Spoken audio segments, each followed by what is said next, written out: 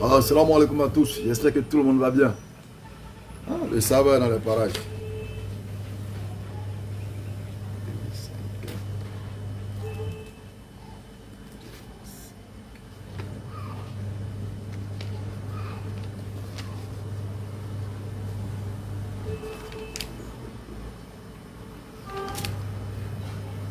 On va tapoter, on va partager. Et taguez-moi toute la Wikigang. Aïe aïe, Béouré, ils n'ont qu'à venir. Parce que quelque chose va se passer. Allah Akbar. Ibn Adam. Qu'Allah t'aime plus que tu ne m'aimes. Qu'Allah en fasse un bien dans ta vie d'ici-bas et dans l'au-delà. Merci pour cette expression, chef. Assalamu alaikum à tous. Son Altesse, Barakallahu fikum, qu'Allah accepte en ce mois béni de Ramadan. Merci beaucoup pour ce joli cœur, pour ces jolis cadeaux. Alors on va partager parce que depuis la dernière fois, on n'a pas encore fait de décryptage digne de ce nom. Eh mon Habibi, moi seul mon fils, Ibrahim le Sahaba, j'espère que tu vas bien. Bénédiction sur toi ainsi que sur ta femme. Alors on va tapoter, on va partager. Bouba 12. Wa alaikum salam wa rahmatullah. Alhamdulillah, je vais bien. Bon mois de Ramadan également à toi. Qu'Allah te fasse profiter pleinement de ce mois, tant physiquement que spirituellement. Wa alaikum salam wa rahmatullah. Cœur soumis à Allah. Alors, le gars du corps, Nino. Wa alaikum salam wa rahmatullahi wa barakatuh, cher. J'espère que tu vas bien, Bibi. Qu'Allah accepte nos efforts et qu'Allah le mette dans la balance de nos bonnes actions. Je vous aime en Allah et surtout bon mois de Ramadan. Comment va la santé de Yeshua? Nous allons tout à l'heure décrypter cette histoire, Inch'Allah. Parce que on a fait de nos frères chrétiens des réalisateurs de cinéma. J'ai réussi à faire d'eux des réalisateurs de cinéma. J'ai réussi à faire d'eux des réalisateurs même d'artistes, musiciens. Wa alaikum salam wa rahmatullah, petit Dida. Donc on va décrypter tout à l'heure l'échange en question parce que je retiens une chose. C'est que on a touché là où ça fait mal. On a touché le cœur du christianisme. On a vraiment mis... Ah ouais. Patate. Il y a des séquences vidéo, tout à l'heure on va écouter. On m'a envoyé quelques séquences vidéo concernant ce que la Wikigang a essayé de dire concernant le débat. On sent qu'il cherche de la consolation. On sent qu'il cherche du réconfort. Bari, barakallahu fikum. Jumaoum barakatou également. Il cherche du réconfort, mais malheureusement, la chose était tellement lourde qu'il est difficile de pouvoir déboulonner ce qui a été. Bonjour, boss. Oui, qui a soumis d'Allah. En fait, le niveau était, Masha'Allah, alhamdulillah. La barre était trop haute, donc eux là, ils ont compris le débat que tout le monde. Wa alaikum salam wa rahmatullah koulnes. Ce débat-là, ils ont compris que tout le monde. Voilà pourquoi ils essaient de s'accrocher à un élément de réconfort pour non seulement remonter le moral du soldat tombé par terre, Yeshua, et également essayer un tant soit peu de préserver ce qui a été détruit. Et sur l'un de leurs lives, j'ai écouté, et voilà, il y a un frère là, on l'appelle, parce que la Wikigang a joué sa vidéo comme quoi un frère musulman répond à la place de béni ou bien répond béni, un truc comme ça. Il s'appelle Ipterman ou bien Ipter, excuse-moi, j'ai un peu oublié le nom. Ipter Mohamed ou bien Ipter quelque chose là. Donc si quelqu'un le connaît, taguez-le pour qu'il vienne. Voilà, Ali Potter. Eh, c'est ça. Oui, Ali Potter. Pardon, Nino, tag-le. Tag Ali Potter, il faut le taguer. Faut le taguer, Peter, Ali Peter, il faut le taguer. S'il peut être disponible, qu'il vienne. Les gens pensent que faire un débat c'est connaître Matthieu 15, c'est connaître Lutte 2, c'est connaître Surat 4, c'est connaître Surat 5. Wa alaykoum salam wa rahmatullahi wa barakatuh. Non, Nino, non, Léon Zé, non, Léon Zé, tu viens de m'insulter. Moi, cheikh. Si moi je suis cheikh, c'est que toi, tu es le grand imam de... Tu es le grand moufti. Moi, cheikh. Non, je ne suis pas cheikh. Je suis juste un élève en quête de connaissance. Léon Zé, pardon, à cause de là. Je ne suis pas cheikh. Juste un élève en quête de connaissance. Je ne suis ni cheikh, ni oustaz. Je suis ni cheikh, ni oustaz. Je suis béni islam, petit élève en quête de connaissance. Pardon, à cause d'Allah. Je n'ai pas encore atteint ce niveau. Le jour où je vais atteindre le niveau là, moi-même, je vais prendre caméra et puis je vais dire aux gens, bon, aujourd'hui là, je suis comme ça. Je suis ceci, je suis ce. Pour l'instant là, je ne suis ni cheikh, ni oustaz. Si vous pouvez même faire effort de ne pas m'appeler oustaz même, je serai très ravi. Parce qu'il n'y a pas plus mauvais que de recevoir une appellation dont tu n'as pas le mérite. Je n'ai pas le mérite de me faire appeler oustaz pour le moment. Je n'ai pas le mérite de me faire appeler cheikh pour le moment. Je suis juste un élève en quête de connaissance. Inch'Allah, le 11 pardon à cause d'Allah. Donc, ce n'est pas connaître les versets. Et le jeune frère Ali Potter ou bien Ali Peter a commis l'erreur en venant dire oui, c'est le sang des X. Pourtant, le décor planté était clair, logique, précis et concis. Tant qu'il y aura le péché dit originel, aucun sang n'est versé. Tant qu'il y aura les effets du péché dit originel, aucun sang n'est versé. Jésus n'a pas été crucifié. Parce que tu ne peux pas mourir, soi-disant, pour une chose qui demeure encore. En ce moment, il y a eu... il y a eu quel sacrifice? Les chrétiens savent, ils connaissent la vérité, ils connaissent qu'ils ont été touchés là où il fallait. Et j'ai écouté, comment il s'appelle? Setso, on m'a envoyé la séquence, mais je ne sais plus où j'ai mis. Setso dit que Béni Islam avait un PDF. Il avait un PDF et c'est le PDF qu'il lisait. Setso, en toute humilité, en toute modestie, demande à tous mes frères de l'interreligieux. Est-ce que Béni c'est un perroquet? Même si tu veux, tu appelles docteur Abdulmajid, tu lui dis, ton élève Béni là, est-ce que c'est un perroquet? Je ne suis pas un perroquet. Subhanallah. L'une des preuves, fouillez dans toutes les vidéos, la prophétie de Daniel. J'ai dit, moi, Béni, je ne mets pas ma bouche dans la prophétie de Daniel. Il dit, parce que je n'ai pas encore tout cerné. Rappelez-vous, Alexandre Salomon est venu, il dit, oui, Béni, je veux qu'on fasse un débat sur la prophétie de Daniel. Je dis, non, non, non. Je ne débat pas de Daniel avec toi. Parce que je n'ai pas encore cerné tous les contours. Il pensait que j'allais venir m'asseoir, répéter ce que le maître avait déjà enseigné, le maître Abdulmajid avait déjà enseigné. Non, je ne suis pas comme ça. J'ai dit, je ne maîtrise pas encore tous les contours, donc je n'en parle pas. Alors le mec, tellement il a vu que le truc était dosé, Sepso dit oui, Béni lisait PDF. Il a tapoté le live, parce que quelque chose va se passer aujourd'hui là. Je vais t'apprendre une chose. Tu vois ce vieux document là, ça, ce vieux papier là. Je vais te montrer quelque chose.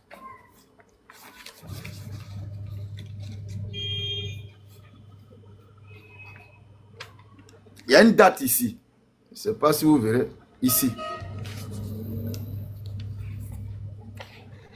Le document est tellement vieux. Il y a une date. Effet miroir. 2005.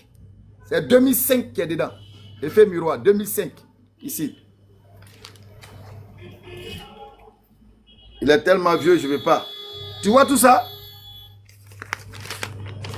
Si tu as eu ce petit cahier là, c'est un chef-d'œuvre. Ce petit cahier là. 2005, là c'est un. Voici un autre vieux document encore. Ça c'est depuis 2006. En ce moment, j'étais sur le terrain avec mon maître Ndiaye. En tant que lecteur. Effet miroir. 2006. Voilà ça, 2006, effet miroir.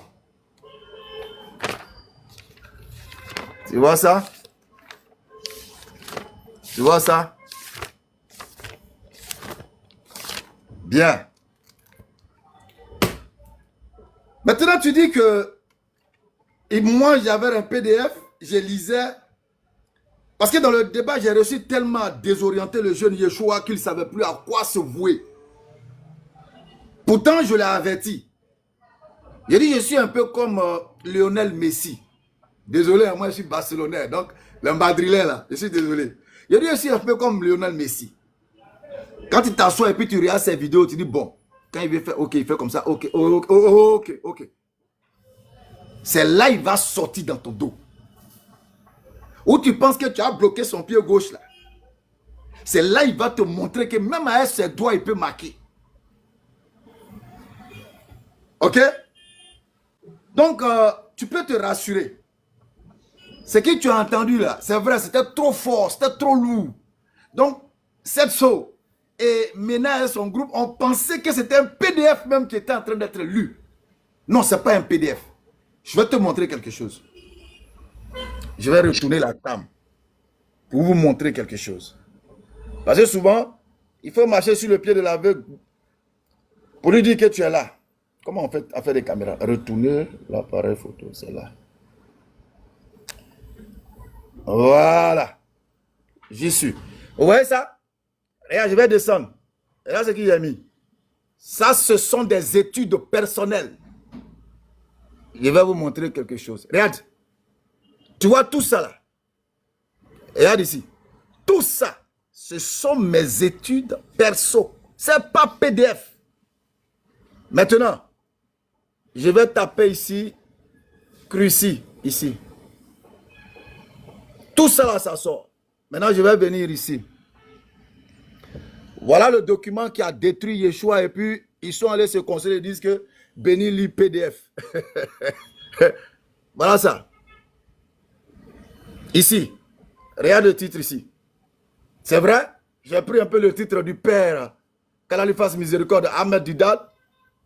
Ici. Voilà le document. Et ça, le fruit de mes recherches. Regarde l'introduction d'abord. Les Juifs ont passé plusieurs années à se vanter d'avoir tué le Christ. Les chrétiens, dans leur aveu de faiblesse, ont accepté le fait en disant, Galates 3,13, parenthèse. Maintenant, ce qui va se passer aujourd'hui, là, je ne vais pas refaire le débat avec quelqu'un. Parce que la débâcle a été déjà donnée. Je ne vais pas refaire le débat avec quelqu'un. Mais le chrétien le plus courageux qui montera, je vais te faire un autre développement, Inch'Allah. Cette fois-ci un peu plus court, mais qui n'aura rien à voir avec ce que tu as entendu avec Yeshua. Qui n'aura rien à voir avec ce que tu as entendu avec Yeshua. Pour vous montrer, vous les chrétiens, là, que quand je mets mon pied dans... Je le dis toujours. Je ne traite que ce que je sais. Quand je ne connais pas, là, je me mets à côté et puis j'observe. Non, je ne refais pas le débat avec quelqu'un. Hein. Hugues, ce débat-là, je ne le refais plus avec quelqu'un. On est en train de faire décryptage. Voilà, c'est une étude que je vais vous faire. Je suis en train de vous montrer que ce n'était pas de la répétition des pères. Certes, quelques éléments avec des apports personnels beaucoup plus. Donc, quand vous demandez dans votre ignorance, regardez, réécoutez le débat, vous allez voir que Yeshua est devenu très calme. Parce qu'il a été déjoué, dérouté. Il ne s'attendait pas à ce qu'on monte jusqu'à l'origine. Non, il ne s'attendait pas à ça.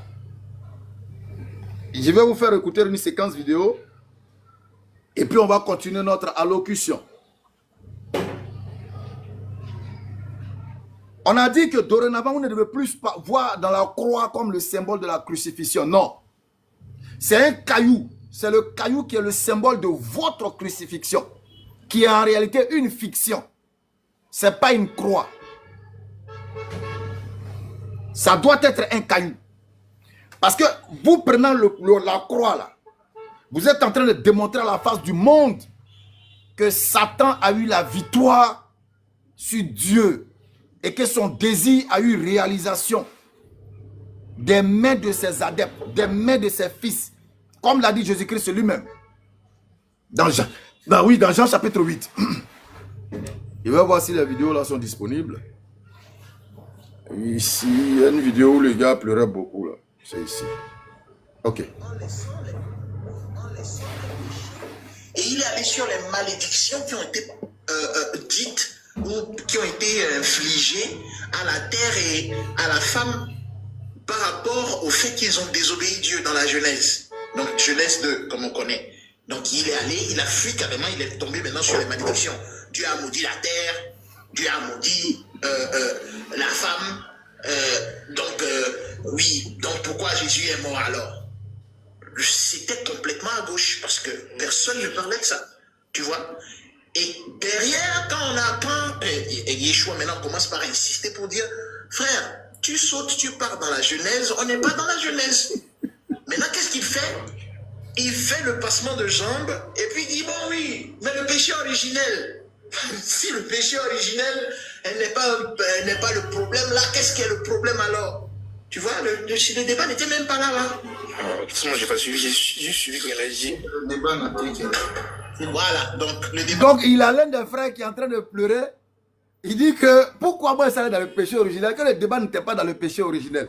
Vous voyez que soit ils n'ont rien compris, ou bien ils ont fait semblant de ne pas comprendre, parce que se trouvait là-bas tout le cœur de ceux sur quoi ils ont fondé leur foi.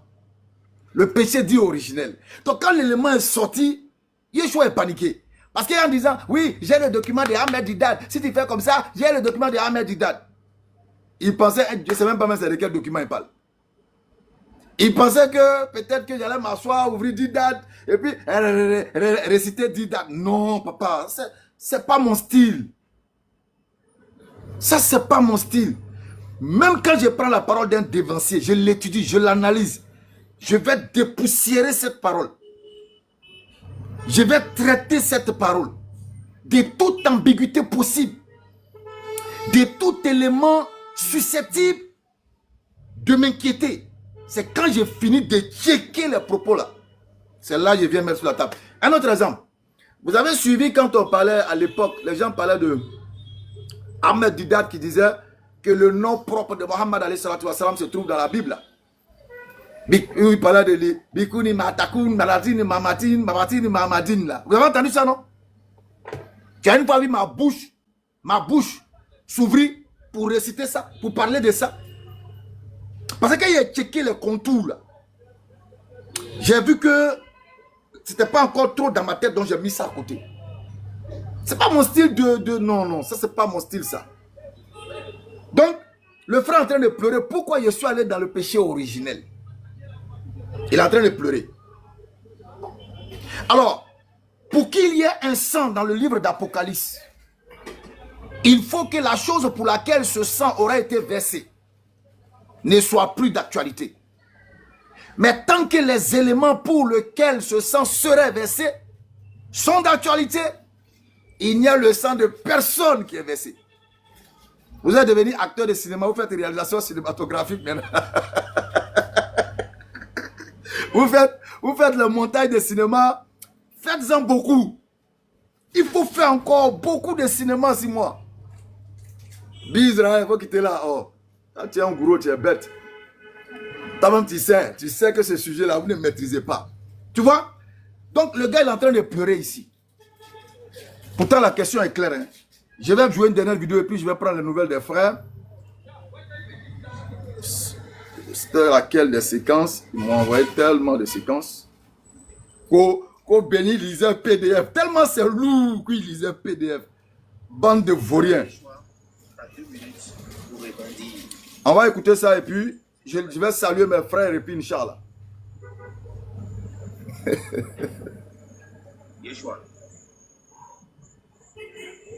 Il est où lui? Bon, attends, il est silencieux. Matthieu chapitre 16, verset 22 à 23. Écoutez bien.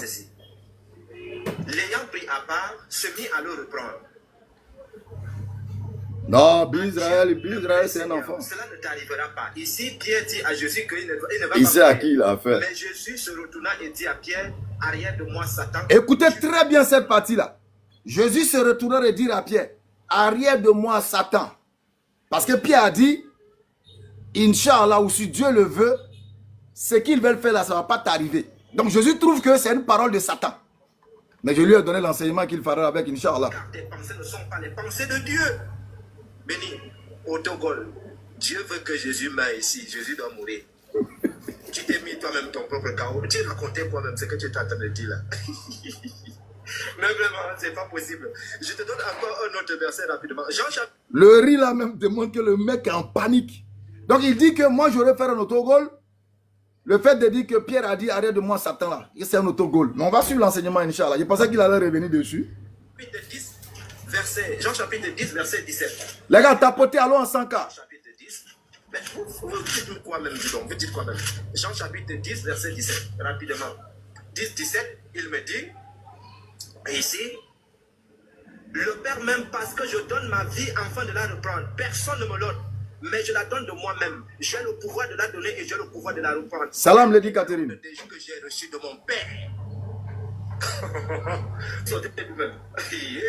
Papa, tu t'amuses, hein? 1 Pierre chapitre 1, verset 18. Je lis pour toi. 1 Pierre chapitre 1, verset 18. Il dit ceci. Je termine par là. Et bon. Sachant que ce n'est pas par les choses périssables, par de l'argent ou par l'or, que vous avez été rachetés de la belle manière de vivre, que vous avez hérité de vos pères, mais par le sang précieux de Christ comme d'un agneau sans défaut et sans tache, prédestiné avant la fondation du monde et manifesté à la fin des temps à cause de vous. Béni, est-ce qu'on peut être aussi chaos comme ça? Tu as dit quoi? La volonté du Père, c'était qu'il ne meure pas. Voilà, il dit que la volonté du Père, c'est qu'il meurt. C'est dosé. Voilà, merci. Donc, Béni, si tu as pas une minute, Toujours pour prendre 800 personnes. Regardez un peu comme il est devenu comme un enfant. Yeshua, on dirait un enfant. Ah ouais. En tout cas, j'ai dosé dans ce moment, je suis conscient que j'ai dosé. Ali Pater là. Ok.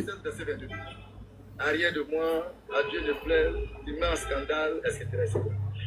Ignorant que à Dieu ne plaise, Seigneur, cela ne t'arrivera pas, est l'équivalent de non pas ce que je veux, mais ce que tu veux. C'est l'équivalent qui est là. À Dieu ne plaise. En d'autres termes, si Dieu le veut, cela ne t'arrivera pas. Jésus dit dans Matthieu 26, non pas ce que je veux, mais que ta volonté soit faite. C'est la même. S'il accuse Pierre ici d'avoir une pensée satanique en disant que Dieu va pas accepter cela, si Inch'Allah cela va pas arriver, si c'est des propos sataniques, c'est que lui-même il a émis des propos sataniques en demandant à Dieu que cela n'arrive pas. Parenthèse, allons à l'essentiel. Propre. Alors, donc, voilà le frère Yeshua. Comment vous faites après un débat pareil, tellement vous cherchez la consolation, vous le faites de... ça ne marche pas à moi. Hein. Alors, je vais demander déjà le nouvel au frère.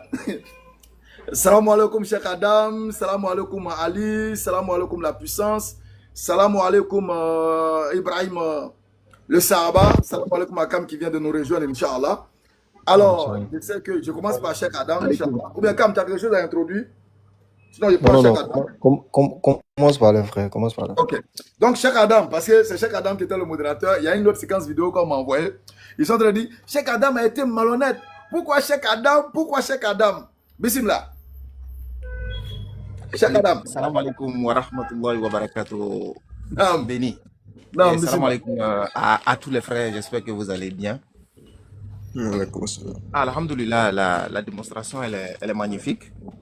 Et je pense que s'il y a des gens qui pensent que vraiment c'est pas un truc, voilà, comme Béni l'avait donné le rendez-vous ce vendredi là.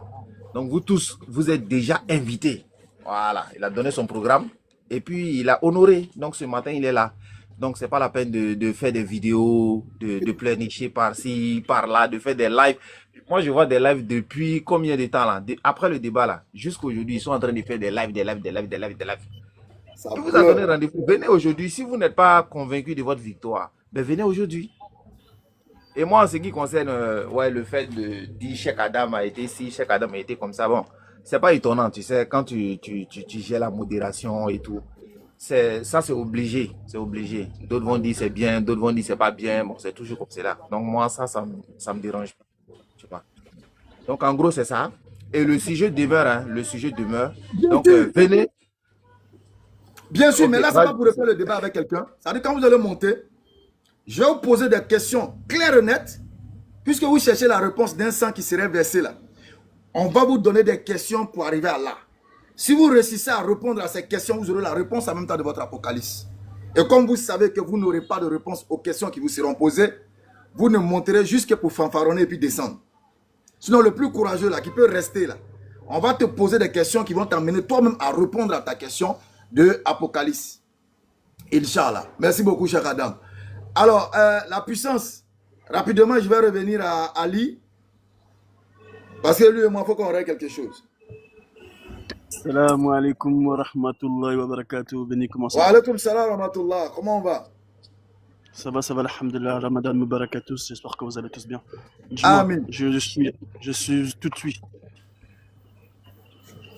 Ok. Bon, je ne sais pas si c'est la même personne. Je ne sais pas si c'était chez Diabaté.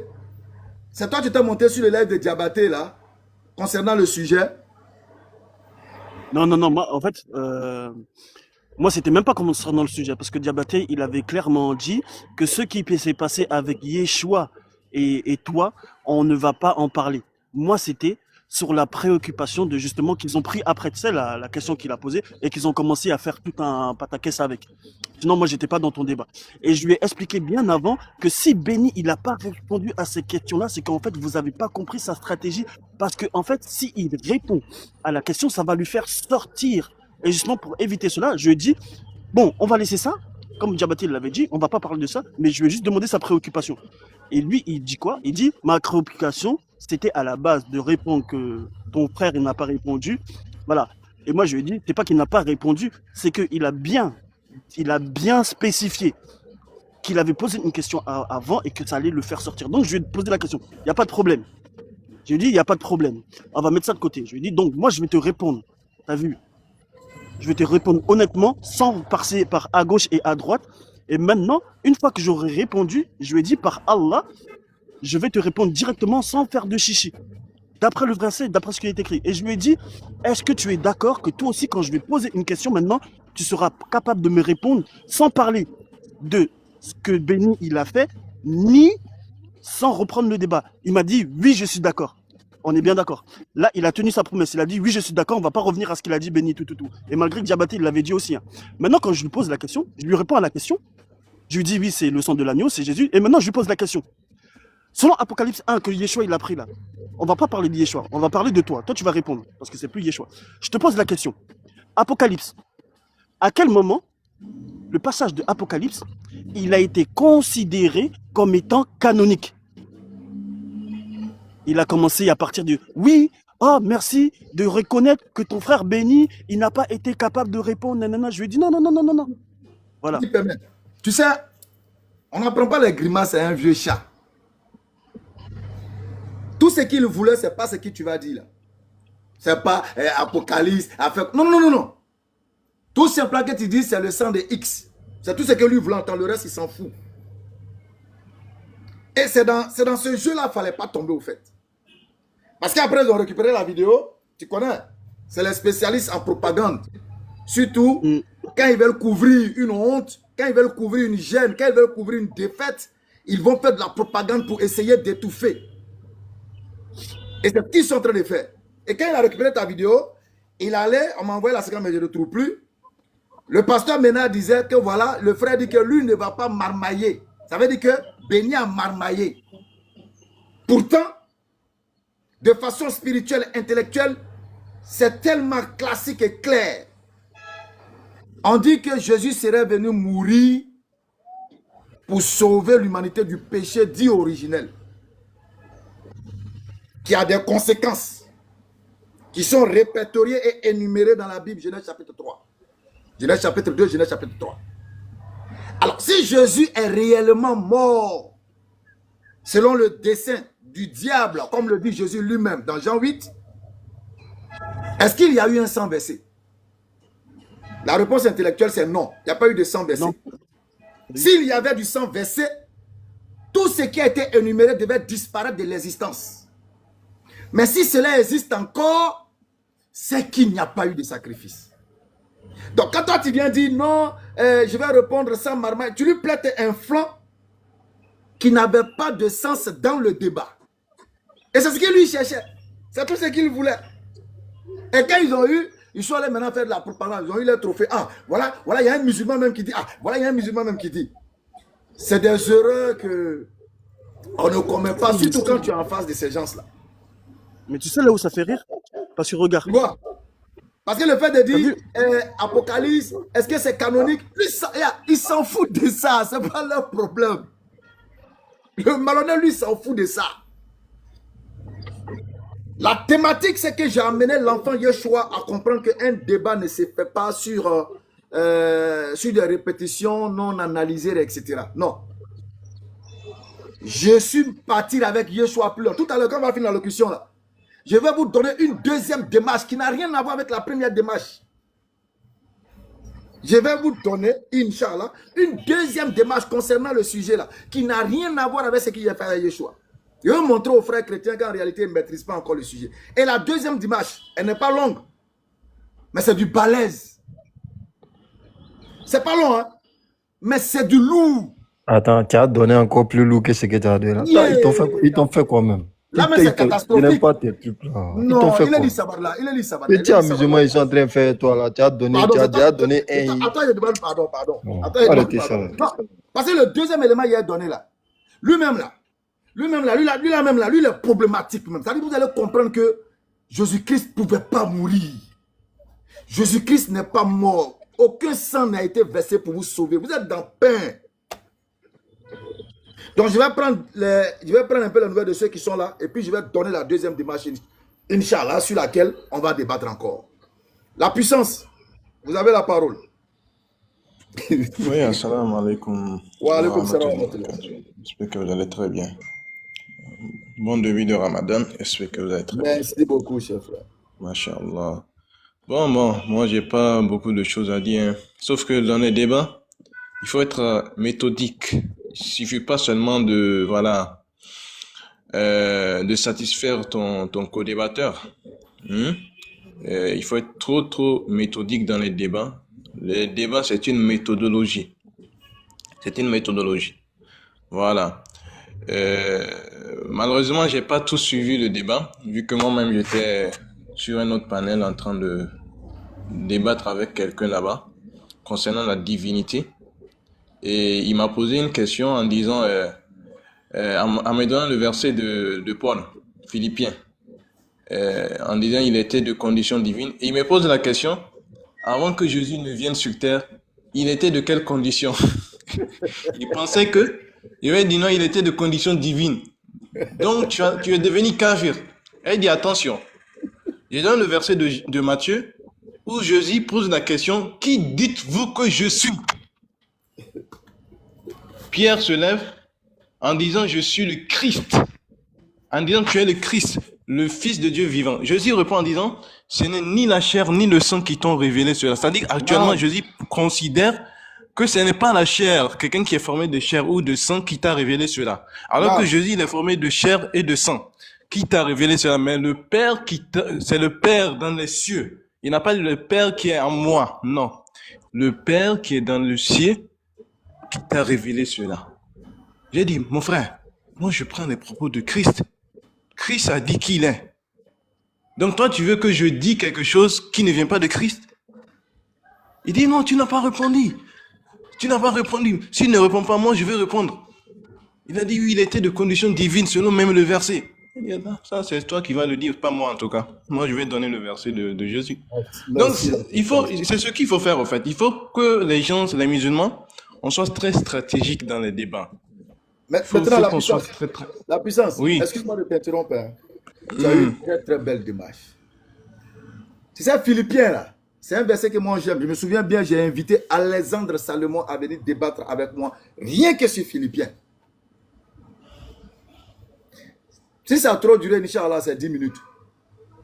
Philippiens 2, 5 à 6. En tout cas. Donc, Le verset, c'est un peu ça. c'est tellement magnifique que je me demande comment ils font pour ne pas comprendre. Si tu dis Jésus était de quelles conditions? Mais toi-même, tu me poses la question, toi-même, tu étais de quelles conditions avant de venir sur terre? Ah, Si la Bible, si Genèse te dit que l'homme est créé à l'image de Dieu, quelle était ta condition avant que tu ne sois là? En tout cas, Si Jésus est de conditions divines, c'est que toi aussi tu es de conditions divines. c'est simple. Tranquillement, parce que ce soit toi, que ce soit Jésus, vous êtes tous effets de la parole. Kun fayakun. C'est clair. Jean chapitre 1, verset 3. Rien de ce qui existe n'a été fait sans la parole. Rien. Rien. Donc que Jésus soit de conditions divines, cela n'établit pas sa divinité. Qu'il soit de conditions... Il n'est pas Dieu, il ne peut pas être Dieu.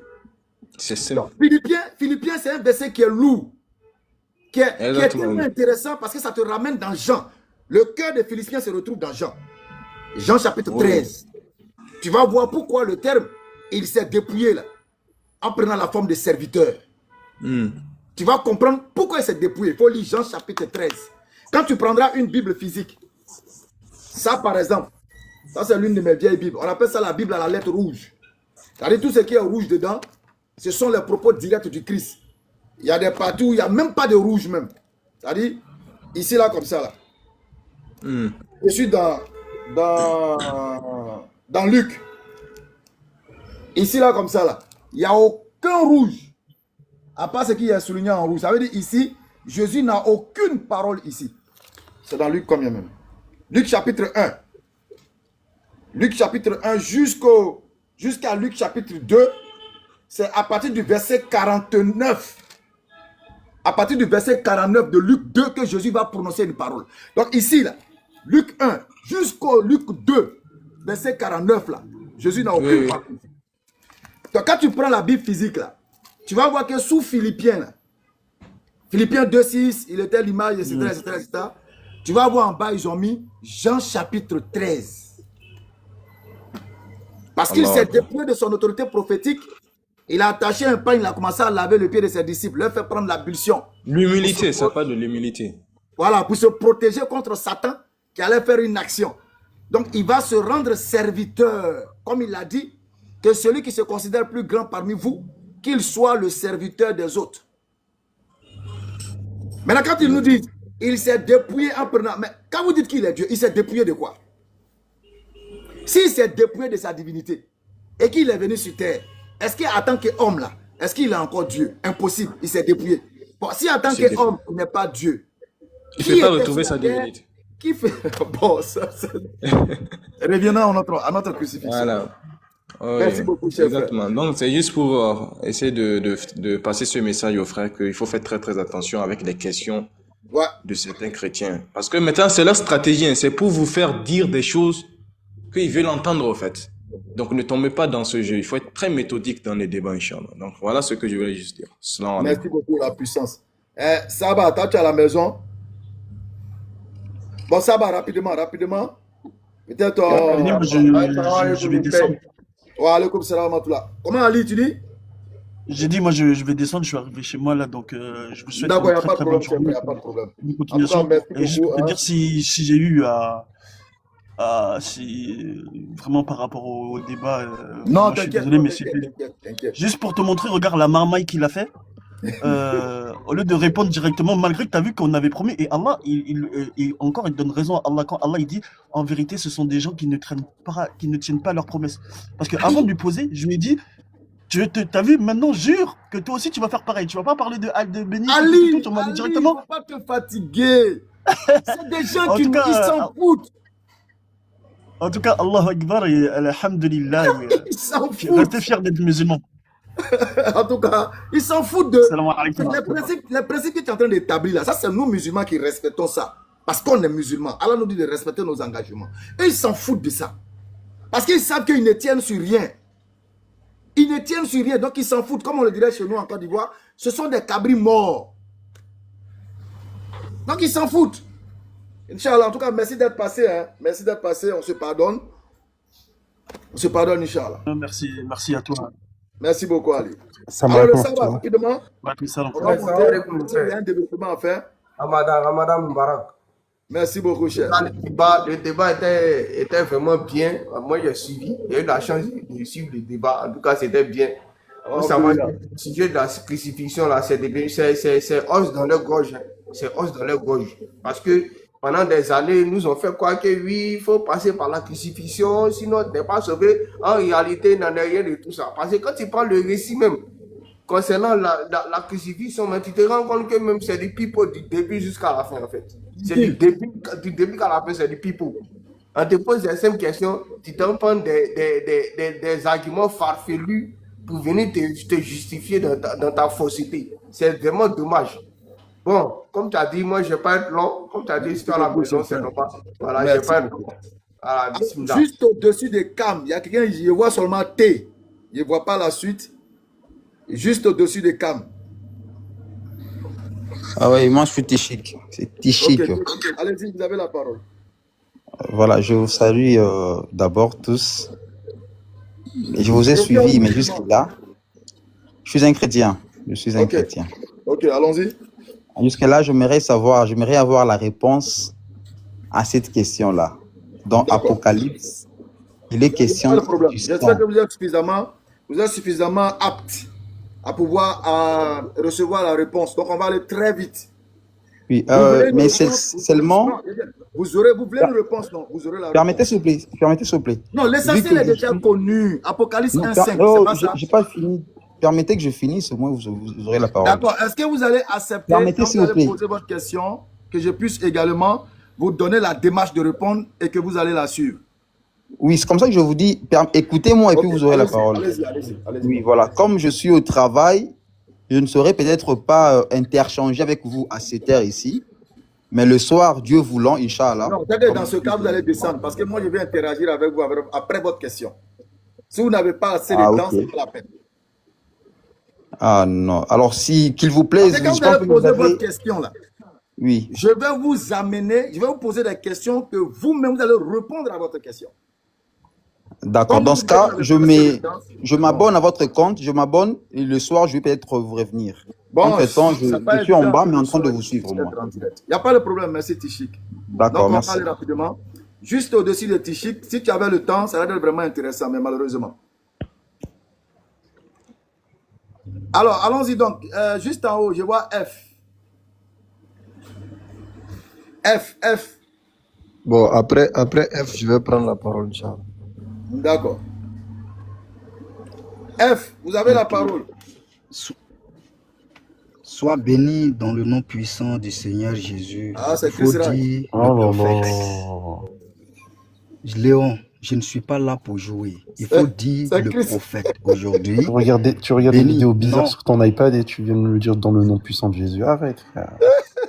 Béni, Léon. Quand je vais commencer une malédiction, ça ne va pas être bon pour toi. Avançons. Dans ta malédiction, on ne peut même pas tuer mouche. Avançons. Merci. Il n'y a pas de souci. Il n'y a pas de souci. Béni, il faut dire prophète aujourd'hui. Je suis venu dans le démarche, n'est-ce pas, de ce fameux doctrine fabriquée par les chrétiens, d'où Dieu suscite un prophète pour vous faire comprendre que le sang a obligatoirement sa place dans la doctrine du Christ. Depuis Adam, béni, depuis Adam jusqu'à lui-même Jésus, Dieu va te le montrer bibliquement dans tous les démarches que tu voudras pour te montrer que oui, les chrétiens ont fait erreur, mais comme ils sont orgueilleux, arrogants, ils ne veulent pas s'humilier devant Dieu pour comprendre la doctrine, ils sont dans les va t'asseoir. Mais moi, étant le prophète qui est bien étudié et aguerri dans cette fusée, je vais te montrer que le sang a sa place. Et sans le sang de l'agneau, il n'y a pas de pardon de péché et aucun Dieu pardonnera aucun être humain béni juste en te demandant Astaghfirullah. Ça n'existe dans aucun plan de ce Dieu. Il y a toujours une raison. Si tu connais la spiritualité, tu vas t'en rendre compte que quand tu pêches, ça devient un esprit qui empêche que Dieu t'exauce ta prière. Maintenant, c'est à travers le sang que Dieu va te faire une grâce pour t'écouter, pour te donner une seconde sens. Je vais te le prouver tout de suite depuis Adam. Christ, non, je veux savoir, pour toi, est-ce que Jésus-Christ a été crucifié pour le salut de... Hein? Christ Raj. Tu n'as pas entendu la question, tu dis? Est-ce que Jésus-Christ Oui. aurait été crucifié pour vous sauver?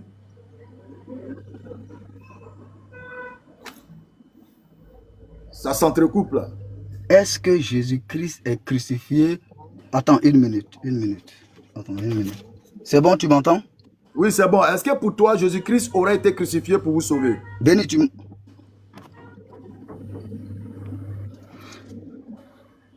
Non, c'est pas comme ça la crucifixion. C'est pas comme ça. Si tu veux, je te réponds proprement. Est-ce en une que minute, Jésus-Christ aurait été crucifié, quelle que soit ta démarche? La finalité, ça doit être ça. Est-ce que Jésus-Christ aurait été crucifié pour vous sauver? Non, la crucifixion, ça fait partie du salut, mais ce n'est pas dans l'entière. Christ Si tu restes sur le sang, est-ce que l'explication Jésus-Christ sera bizarre. aurait été crucifié pour vous sauver? Est-ce qu'il y a des mots? J'ai dit que la crucifixion en elle seule n'est pas...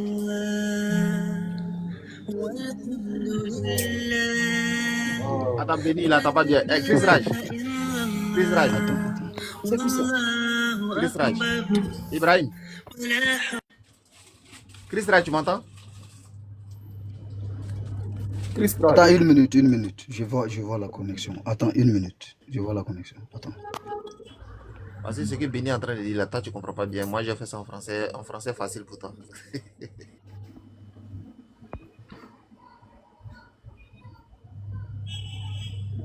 Ok, ça va, tu m'entends? Maintenant. Oui, je t'entends. Est-ce que toi, tu m'entends? Oui, je t'entends bien. Ok, Béni demande, est-ce que Jésus est mort pour pardonner le péché de tout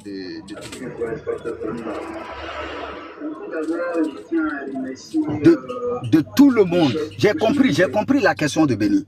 C'est pas que j'ai pas compris la question de Béni. C'est pas que j'ai pas compris. Mais le problème est que Béni lui-même a été enseigné dans une doctrine que eux-mêmes ils ne comprennent pas. Quand tu dis que est-ce que Jésus-Christ aurait été crucifié pour le péché, pour le salut de l'humanité ou pour sauver l'humanité, la question ne peut pas répondre dans l'immédiat. Parce que il y a une profondeur dans l'enseignement. Quand tu dis oui, tu vas te tromper à beaucoup de textes bibliques. Donc la question ne peut pas y être. Donc, Dans le démarche, il va trouver la réponse. Chris Raj, attends. Donc Jésus n'est pas mort pour le péché de tout le monde. Ça, je suis en train de chasser les chrétiens pour ça. Parce que si ce n'est pas l'autre, c'est que c'est le contraire. S'il n'est pas mort pour le péché de toute l'humanité, c'est qu'en gros, il n'est pas mort pour ça. On est d'accord? Écoute, je vais te donner un verset pour répondre. Parce que vous ne comprenez pas la réponse. Je vous donne un verset juste. Béni, Chris Raj, on va avancer. On va donner la parole aux autres pour gagner du temps. Je donne le verset. Non, je donne le verset. Oui, je donne le verset. Parce que je suis en train de boycotter, chercher les chrétiens même pour ce thème. Donc, je donne un verset pour qu'on ne dise pas ce que je n'ai pas dit. Voilà. Je donne un verset sorti de la bouche de Jésus et la réponse sera propre. Voilà. Matthieu 26, vous pouvez prendre.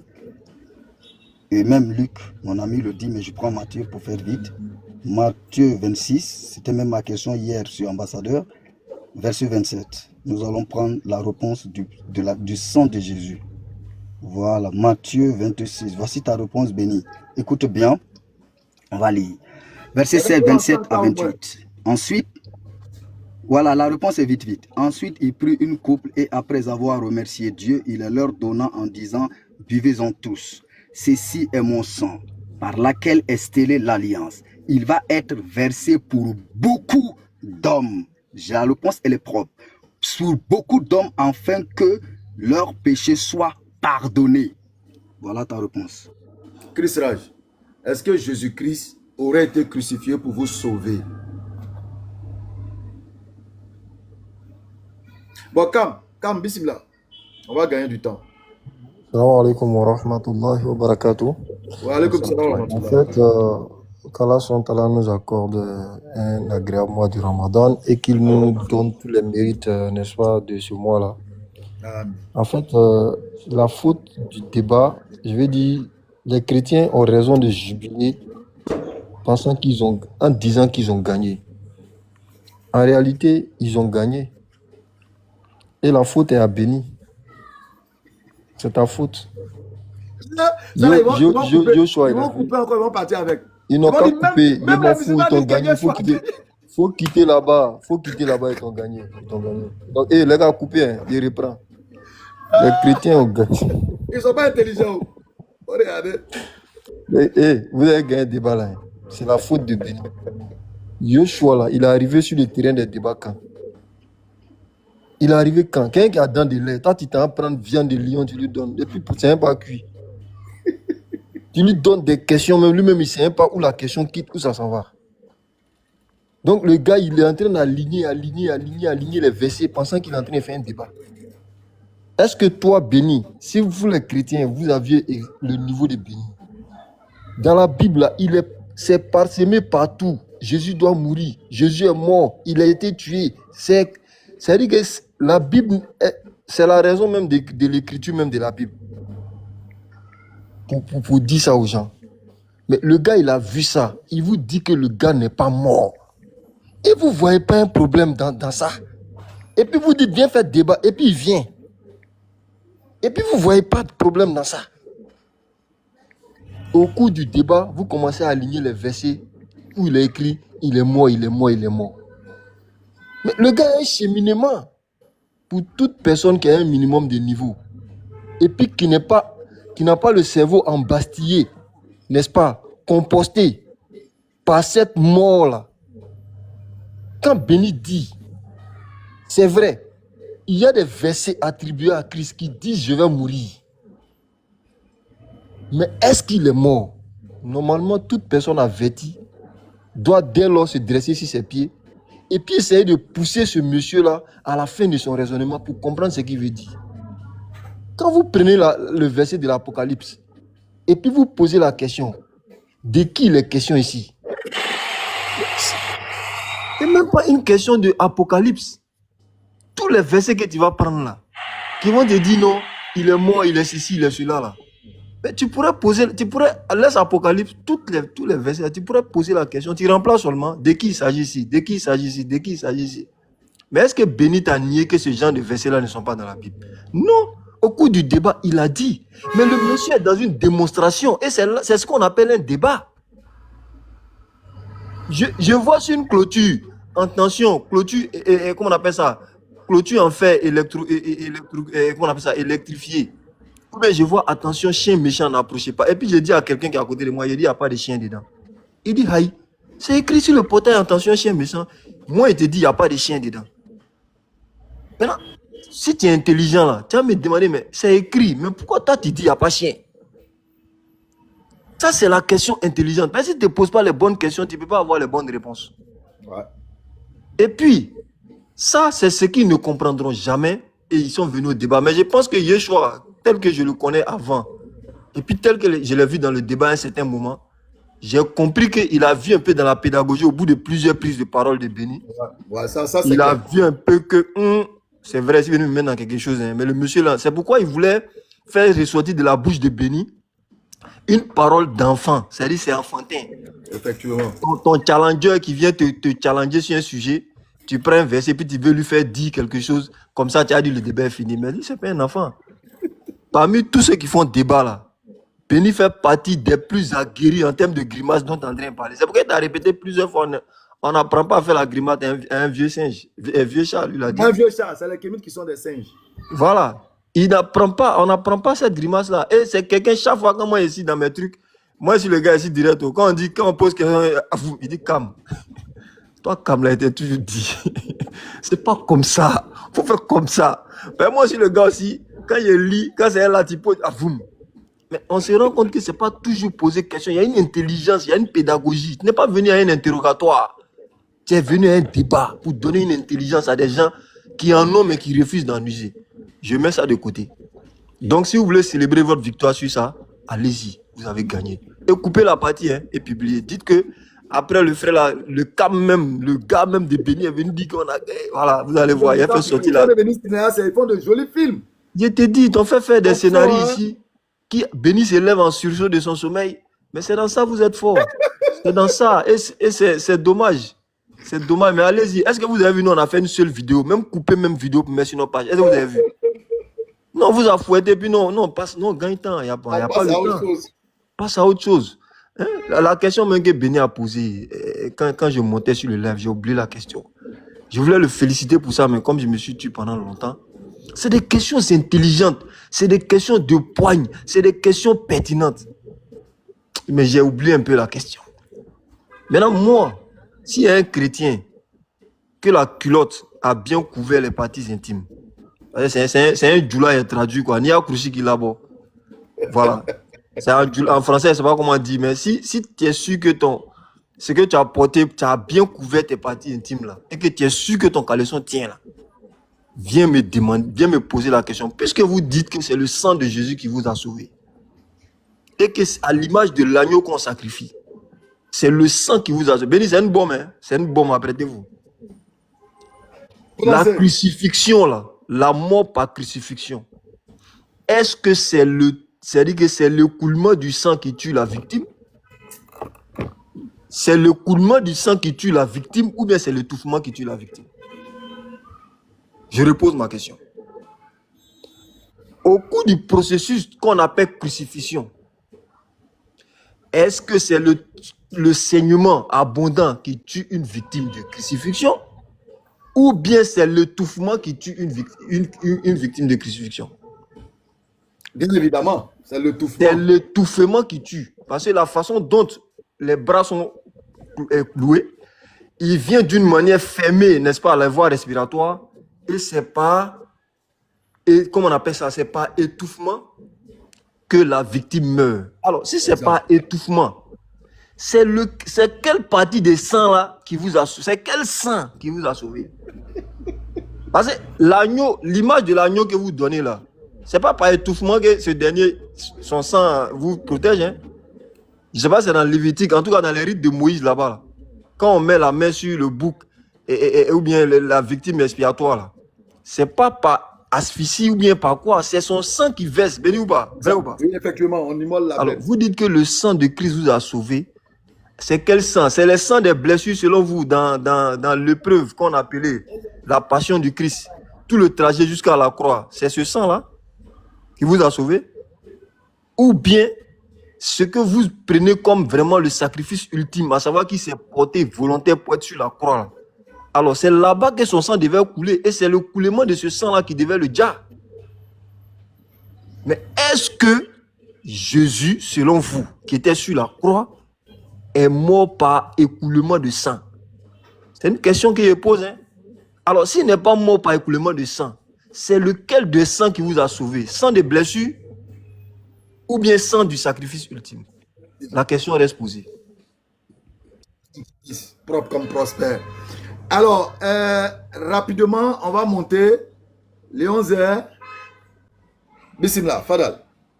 Salam alaikum, vous allez bien? Wa alaikum salam wa rahmatullah. Ramadan Mubarak les frères. Shukran, pareillement pour toi. Mais Chris Raj, vraiment ce gars, je sais même pas comment il réfléchit ce gars, vraiment. Vous savez que le gars là qui parle depuis tout à l'heure, ça fait 1 heure, il essaie de te critiquer, Bi-Israël, Ben Islam. Ce gars-là, un jour, Bi-Israël. Ah, Israël, c'est un vaurien. Ouais. Dis-toi que lui, un jour, je lui ai fait un enseignement sur la crucifixion. Je lui ai prouvé qu'en fait, il est impossible, improbable que Jésus ait pu parler ou enseigner sa dite mort et résurrection. Pourquoi? Parce que les apôtres, en fait, ils ont rien compris lorsque Jésus a enseigné ces choses-là. Mais bizarrement, les Israélites, eux, l'ont compris. Alors que Jésus leur a parlé en se disant en parabole. Sauf que ces Israélites-là ne sont pas censés comprendre les paraboles de Jésus, comme le dit Jésus dans Marc 4. C'est bizarre.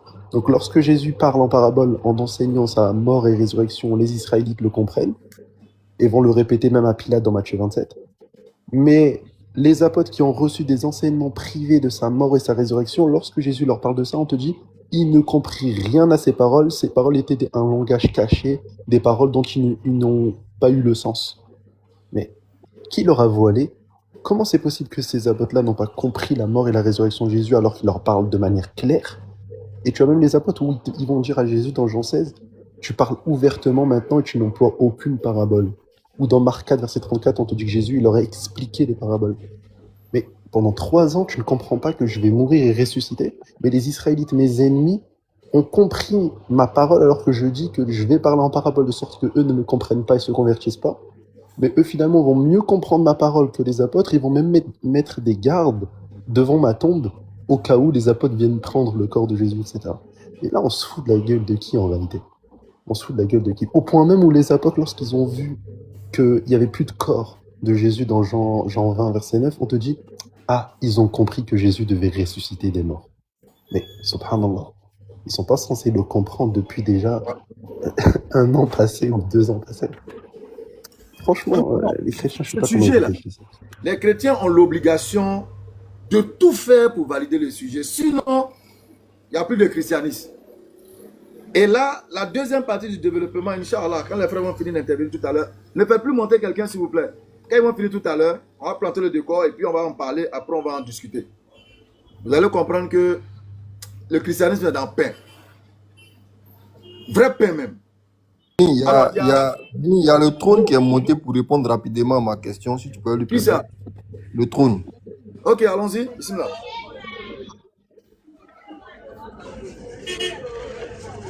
Il est où? Le trône, ouvre ton micro. Ouais, je t'écoute, Cam, je t'écoute. Salut, salut. Allez-y, il vous a demandé. Puisque Ok. sur la croix, on meurt par étouffement. Et non Ok. pas, je ne sais pas, de la même manière que les animaux étaient sacrifiés dans l'Ancien Testament. Ok. Donc lui peut savoir c'est quel sang alors qui vous a sauvé, puisque la croix, on meurt par étouffement. Bon, ok, je vais le répondre. Béni, vous savez, quand on fait des débats comme ça, faut être intellectuel. Faut laisser Faut pas être... débat, faut laisser. Attendez, Écoute-moi, je suis en train de écoute-moi. répondre. Il a Non, posé la question. écoute-moi, Laissez, je vais écoute-moi, répondre. écoute-moi. Il n'a pas le temps. Nous, on doit aller à Djouma tout à l'heure. Là. Tu vas pas venir refaire le débat qui a été fait On pendant ne des fait pas un heures. débat. Non, je refais pas Faut le débat, je te réponds. Écoute-moi, moi je suis pas dans Elle est un claire, débat. réponds Il là, faut puis on va répondre avancer. à ma question. Mais Tu as je dit suis en train de moi je peux répondre. répondre. Tu as dit moi je peux répondre, donc réponds. Je suis en train de répondre. Laisse-moi répondre, aller jusqu'au bout. Tu vas comprendre ce que je suis en train de dire. C'est tout. Je te mets 3 minutes. Vas-y, mets 3 minutes. Ok, c'est bon, 3 minutes mise. Allons-y. Ok. Donc, il faut comprendre les choses. On n'est pas des enfants. Même que ce soit dans l'islam, dans le christianisme, on n'est pas des enfants. Quand on parle, quand on dit par exemple dans la vie de tous les jours, que toi, tu as tué la personne là, son sang est entre tes mains. Est-ce que c'est le sang qui coule là qui est entre tes mains? Est-ce que c'est le sang qui coule qui est entre tes mains? On parle d'un sang spirituel. Tellement que le niveau est très bas même. Très bas.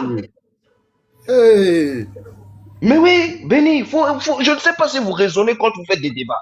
Je ne sais pas. Le sang spirituel, là, lui, il est comment? Mais c'est la vie. Quand on parle de sang spirituel, là, c'est la vie. C'est pour cela qu'on dit dans la Bible, hein, on dit que la vie est dans l'âme. Donc quand on dit que quelqu'un est mort, c'est son sang qu'on parle. On parle du sang. Ça symbolise la mort de la personne. Ça ne symbolise pas le sang que tu vois là. C'est de ça qu'on parle. Quand on dit que Jésus est, il nous a sauvés par son sang. Le sang que tu n'as pas pu répondre tout à l'heure, la dernière fois là. Quand on dit que le sang de Christ nous a sauvés, ce n'est pas le sang physique, c'est spirituel, c'est pour symboliser que c'est sa mort qui nous a sauvés. C'est tellement simple. On vous parle de ça, donc vous êtes là arrêtés. Donc quand on a parlé du sang, donc quand Jésus dit que mon corps, prenez ceci, mangez cela, ceci est mon corps. Donc le corps de Jésus c'est le pain. C'est la même chose. Le corps de Jésus là c'est le pain. Mais il faut être intelligent les gars. Il faut être intelligent. Il a pris le vin pour symboliser son sang. Donc c'est le vin qui a coulé à Mont Golgotha. C'est le vin qui a coulé là-bas.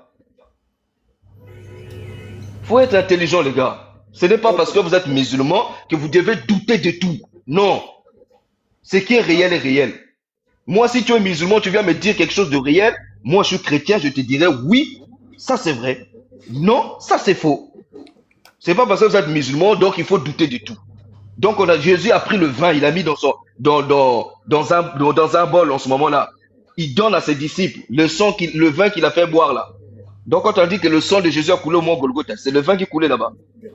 Mais les gars, Ça, c'est quel niveau de bassesse? D'accord, il est en train de faire une répétition. Cam, on ne va pas laisser le temps s'écouler, on gagne du temps.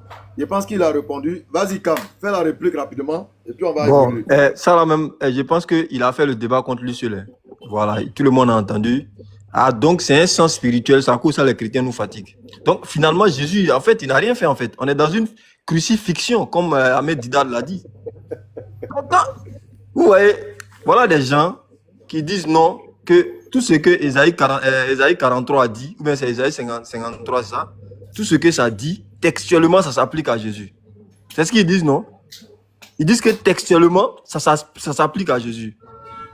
Et ils vont te prendre, c'est l'image, n'est-ce pas, de l'agneau, l'image de la bête expiatoire, et tout, et tout, et tout. Mais quand ça devient spirituel, là, le débat, il est où? Le débat, il est où? Le monsieur, vous dites, il est allé sur la croix physiquement pour être justement cette bête-là. Et finalement, c'est devenu un sacrifice spirituel. Donc, en réalité, son sang n'est pas versé, Béni. En fait, il vient de détruire même. Donc, Béni, il vient de te donner raison.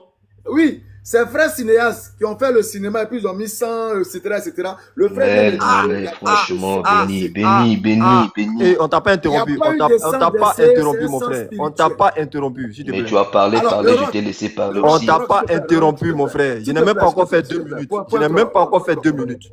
Alors, le roc, moi-même, mon live. Si c'est un sens spirituel, donc, si c'est un sens spirituel, est-ce que la soi-disant mort aussi, elle est spirituelle ou physique? La mort est physique.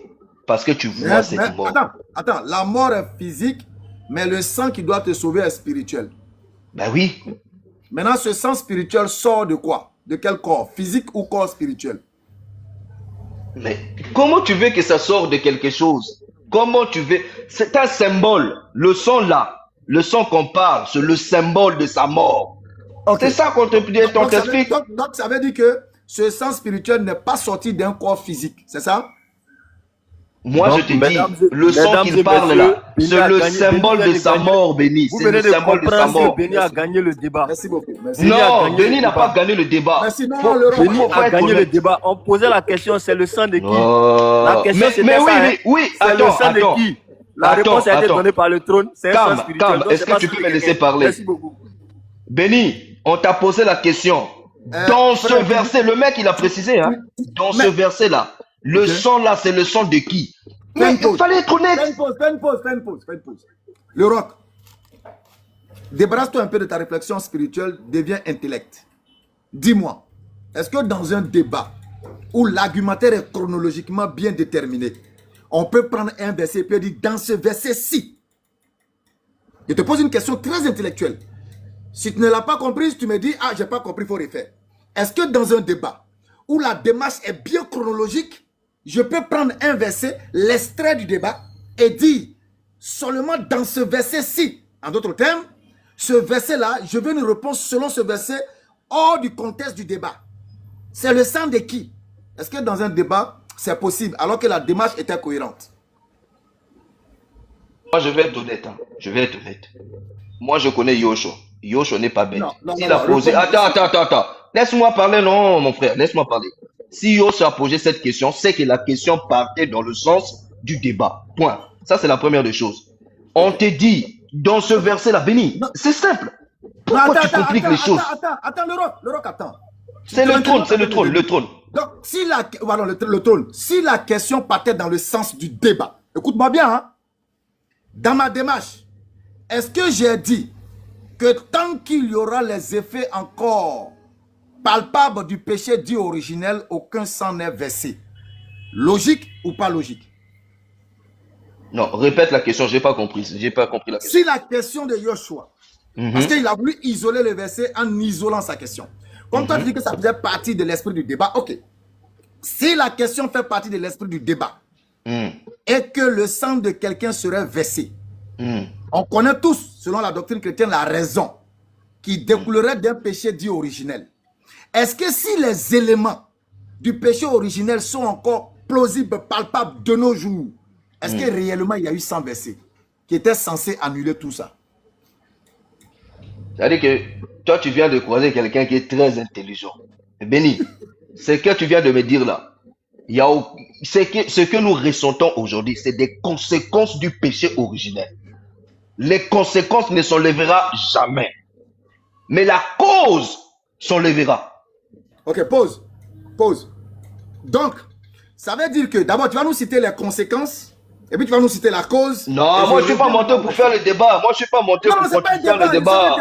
Je ne suis pas monté. Moi je suis juste venu dire pour parler avec calme. C'est pas un débat. Faut pas avoir peur. Non, je n'ai pas peur. Oh, je suis un homme, non? Ok. Je suis un homme comme j'ai dit, non? Il n'y a pas de problème. Quelles sont les conséquences? Cite-nous. Après, tu nous dis la cause. Quelles sont les conséquences? Les conséquences du péché originel. Oui. Ah, mais tout le monde a péché. Ils ont été privés de la gloire de Dieu. Mais c'est ça la conséquence. Oui, tout le monde a péché. Ok, tout le monde a péché. Oui, ensuite. Mais tu veux encore une autre conséquence? Aïe. Ah, tu veux encore. Quelle est la conséquence? Tout le monde a péché. On a été privé de la gloire de Dieu. Donc tout homme a été privé de la gloire de Dieu. Ça, c'est la conséquence de ce péché. C'est pas encore fini. C'est pas encore fini. Donc ça, c'est la première conséquence.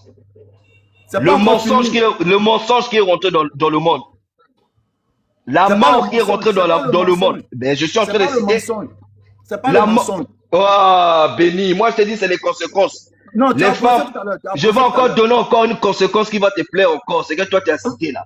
Vas-y. Les femmes les femmes vont affronter avec la douleur. D'accord. Ensuite? Je vais encore citer la conséquence que toi, tu avais citée la dernière fois. L'homme va manger à la sueur de son front. Non. Dis-moi ce que toi tu penses. Ne dis pas ce que toi tu avais cité. Ou bien ce qui est cité. Mais c'est ce que je suis en train de dire. C'est ça les conséquences. Est-ce que ce que moi j'ai cité est la vérité? Que l'homme mangera à la sueur de son front.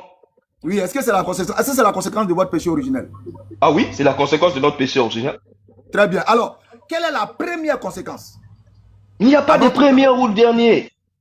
Dieu n'a pas disposé les conséquences. Ça, c'est première conséquence. Deuxième. Non, il n'a pas disposé ça comme ça. Il a parlé à chacun en disant ça, c'est ça, ça, c'est ça. Attends. Est-ce qu'avant le péché, là, est-ce que l'homme était censé mourir? Non. Ok, tu as dit quoi? Non. Ok.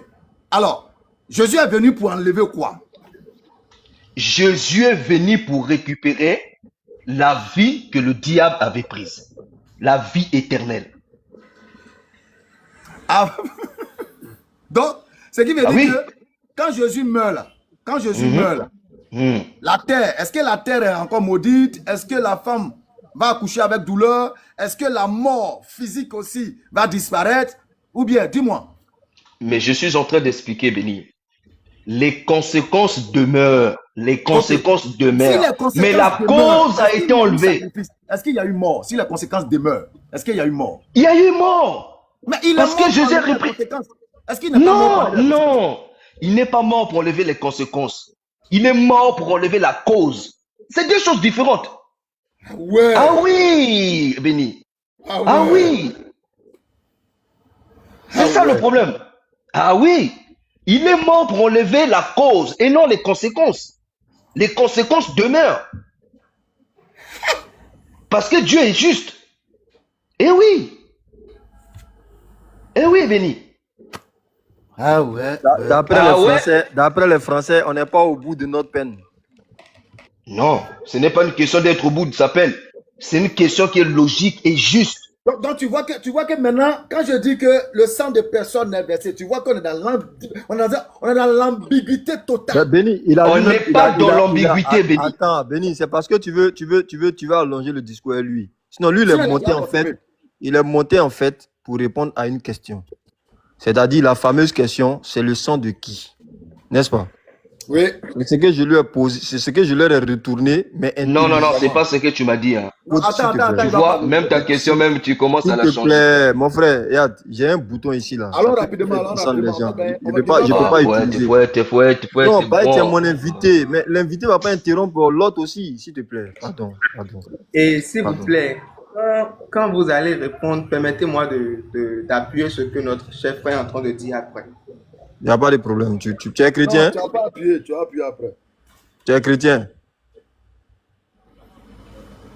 Bon, d'accord. Béni, rapidement, c'est toi qui es en train de faire discours avec lui. C'est pas une Non, question de. j'ai fini avec lui. Il est monté pour répondre à une question et Dieu merci, il a été clair. J'ai demandé, il a dit, est-ce que la crucifixion, là, est-ce que c'est par le sang ou bien c'est par asphyxie? Il a dit, si c'est par asphyxie, nous tous on sait très bien que c'est par asphyxie, est-ce que alors on peut parler de sang expiatoire? Il dit non, que dès que quelqu'un, tu dis à quelqu'un, on dit, tu as son sang sur la main. Étant donné que c'est le cas, puisqu'ils ont déjà Jésus, donc ils ont le sang de Jésus sur leurs mains, donc son sang a été coulé, mais spirituellement. Alors, le verset qu'ils ont lu dans l'Apocalypse là, c'est la question, en fait, j'ai retourné d'une façon intelligente pour leur poser. C'est-à-dire, c'est le sang de qui? Vous voyez qu'ils viennent de reconnaître qu'en réalité, il n'y a pas eu de sang.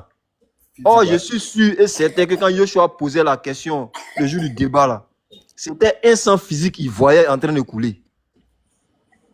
C'est pas un sang spirituel. Effectivement, c'est physique. Selon leur compréhension en tout cas. S'il n'y a pas eu de coulement de sang physique finalement. Béni a raison de dire. Le trône, on va pas faire. On va pas Béni a raison de dire. Non, on ne refait pas le débat. Imagine.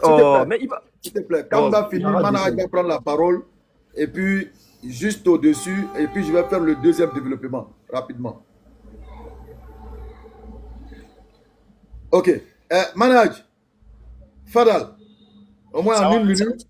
Voilà, comme ça, ce que je peux dire au frère qui est monté voulant se faire passer pour quelqu'un qui est très intelligent, c'est qu'il n'est pas.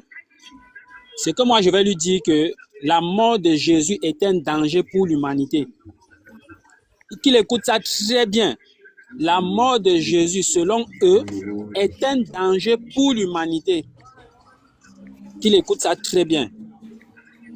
Donc, je vais m'arrêter là. Passe la parole à une autre personne.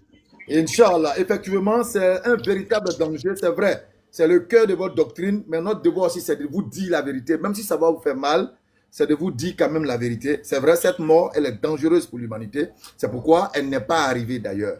Alors, je pense qu'avec votre permission, ou bien attends, il y a un frère juste en haut du trône. Le frère qui est juste en haut du trône. Allez-y en une minute rapidement. On va rentrer dans la deuxième partie du sujet. Et voilà, merci beaucoup. Et je suis chrétien pour répondre à celui qui avait posé la question. Et je vous salue. Est-ce que la mort de Jésus enlève les conséquences, comme il le dit, la cause et les conséquences? La cause des conséquences. Il avait cité quelques conséquences à propos de cette mort. Et comme conséquence, c'est les souffrances, la mort, désordre intérieur, relations humaines fragiles, hostilité naturelle, transmission du péché, rupture avec Dieu. C'est ça les conséquences, n'est-ce pas? Est-ce que la mort de Jésus a enlevé tout ça? Parce qu'il serait mort pour ça. Il est mort pour ça. Nous ne refusons pas. Est-ce que les chrétiens subissent plus ça? Mais on subit toujours la mort. La transmission du péché, ça continue parce qu'on dit que lorsque tu te baptises, on dit nous sommes nés d'une mère pécheur, nous avons hérité du péché, nous sommes nés dans le péché. Si je récite bien ce que les catholicistes disent, parce que dans moi, ce je suis pas cas, catholique. Jésus est mort. Est-ce qu'il y a eu mort réellement? Si les effets sont encore existants, est-ce qu'il y a eu mort? C'est comme s'il était dit, viens, on va faire un sacrifice pour qu'il ne puisse pas pleuvoir. Et puis on fait le soi-disant sacrifice et puis il pleut. Est-ce qu'on a réellement fait un sacrifice? Et si on veut parler de sacrifice, on va parler de son sang. C'est pas ça? Et ce qui m'avait intéressé pour pouvoir monter sur le live, vous m'excusez beaucoup pour ne pas avoir répondu à votre question, mais ce qui m'avait intéressé, c'est la question que votre frère avait posée à propos du sang ou l'étouffement. Je vais vous dire une vérité, Jésus n'est pas mort par étouffement sur la croix. Parce que s'il était mort par étouffement, il allait mourir au même moment que les deux autres voleurs qui étaient crucifiés que lui. Mais lui, il est mort en premier avant lui. Ce qui veut dire qu'il n'est pas mort par étouffement parce que les autres étaient sur la croix. Maintenant, je vais vous dire quelque chose, je vais vous citer quelques passages d'abord où vous allez bien entendre. Il dit, Jésus cria d'une voix forte, excusez-moi, Père, je remets mon esprit entre tes mains. Maintenant, qu'est-ce que ça veut dire? C'est-à-dire, il remet son esprit entre les mains du Créateur. Et celui qui avait dit que le sang et l'esprit, c'est quelque chose ou bien, et au fait, l'écoulement du sang dont on est en train de parler, oui, l'écoulement du sang dont on est en train de parler, c'était un lien spirituel, c'est pas quelque chose qui est physique ou bien charnel. Non. Bon, d'un côté, je peux me rallier un peu à lui, mais il faut qu'on comprenne certaines choses. Quand on retire ou on fait, en tout cas en Afrique, le lien de sang est tellement précieux au point où quand on veut te faire du mal, écoutez, lorsqu'on veut te faire du mal, seulement par le lien de sang, on peut t'atteindre. C'est pour dire quoi? L'esprit même est relié au sang. Et quand il dit, Père, je remets entre tes mains mon esprit, c'est-à-dire, il part, mais le sang qui comportait l'esprit, c'est par ce sang-là. Est-ce que la raison pour laquelle Jésus serait mort là, est-ce que ces raisons ont été balayées? Mais non, on se dit ça toujours. Comment? J'ai dit non, mais si ces raisons n'ont pas été balayées, est-ce qu'il y a eu sacrifice? Est-ce que vous avez compris? Est-ce qu'il y a eu sang? Est-ce qu'il y a eu sang? Puisque ce sang est censé enlever ça, mais ça est là, rien n'a été enlevé. Est-ce que réellement il y a eu sang de quelqu'un qui sauve quelqu'un là? Maintenant, écoutez, ils ont bien dit, il a été écrit que car Dieu a tant aimé le monde, écoutez bien, car Dieu a tant aimé le monde. Thomas, apparemment, tu ne comprends pas. Attendez. Dieu a tant aimé le monde, il a envoyé son fils pour laver quoi? Le péché originel, non? Est-ce que ce verset-là, ça a dit qu'il a lavé quelque chose? Ah donc, ça veut dire qu'il n'y a pas eu de sang? T'inquiète, toi, tu ne connais pas les écrits de Paul. C'est Paul qui lit le sacrifice de soi-disant de Jésus au péché originel. Il dit il y a un premier qui a péché, donc il y a un homme premier qui a péché, donc il y a un autre homme encore qui doit laver ce péché-là. C'est Paul qui le dit dans ses écrits. On va avancer, car apparemment lui-même il ne maîtrise pas trop le sujet. Donc on va avancer. Non, c'est pas que je ne maîtrise pas trop le sujet. Tu viens de dire que les conséquences, les causes demeurent. Si ça demeure, ça veut dire qu'il n'y a pas eu de sacrifice. Maintenant, on dit que si quelqu'un croit en ce sacrifice, la personne aura la vie spirituelle. Même pas que sur cette terre, on va voir que tout ce qui se fait là, ça va être balayé. Non, c'est pas qu'il va éviter la mort. C'est pas qu'il va éviter souffrance d'accouchement. C'est pas que la personne va éviter de ne pas travailler grâce à la sueur de son front. Ils n'ont pas dit ça. Mais si quelqu'un croit en ce sacrifice-là, la personne aura la vie éternelle. La vie éternelle, c'est sur la terre, ou bien on vous a dit que c'est là qui Frère, votre péché originel là. Dieu même dit, comme l'homme, comme tu as écouté la voix de ta femme, voilà ce que tu vas subir. Femme, voilà ce que tu vas subir. Serpent, voilà ce que tu vas subir. La conséquence de leur désobéissance selon votre livre, Genèse chapitre 3.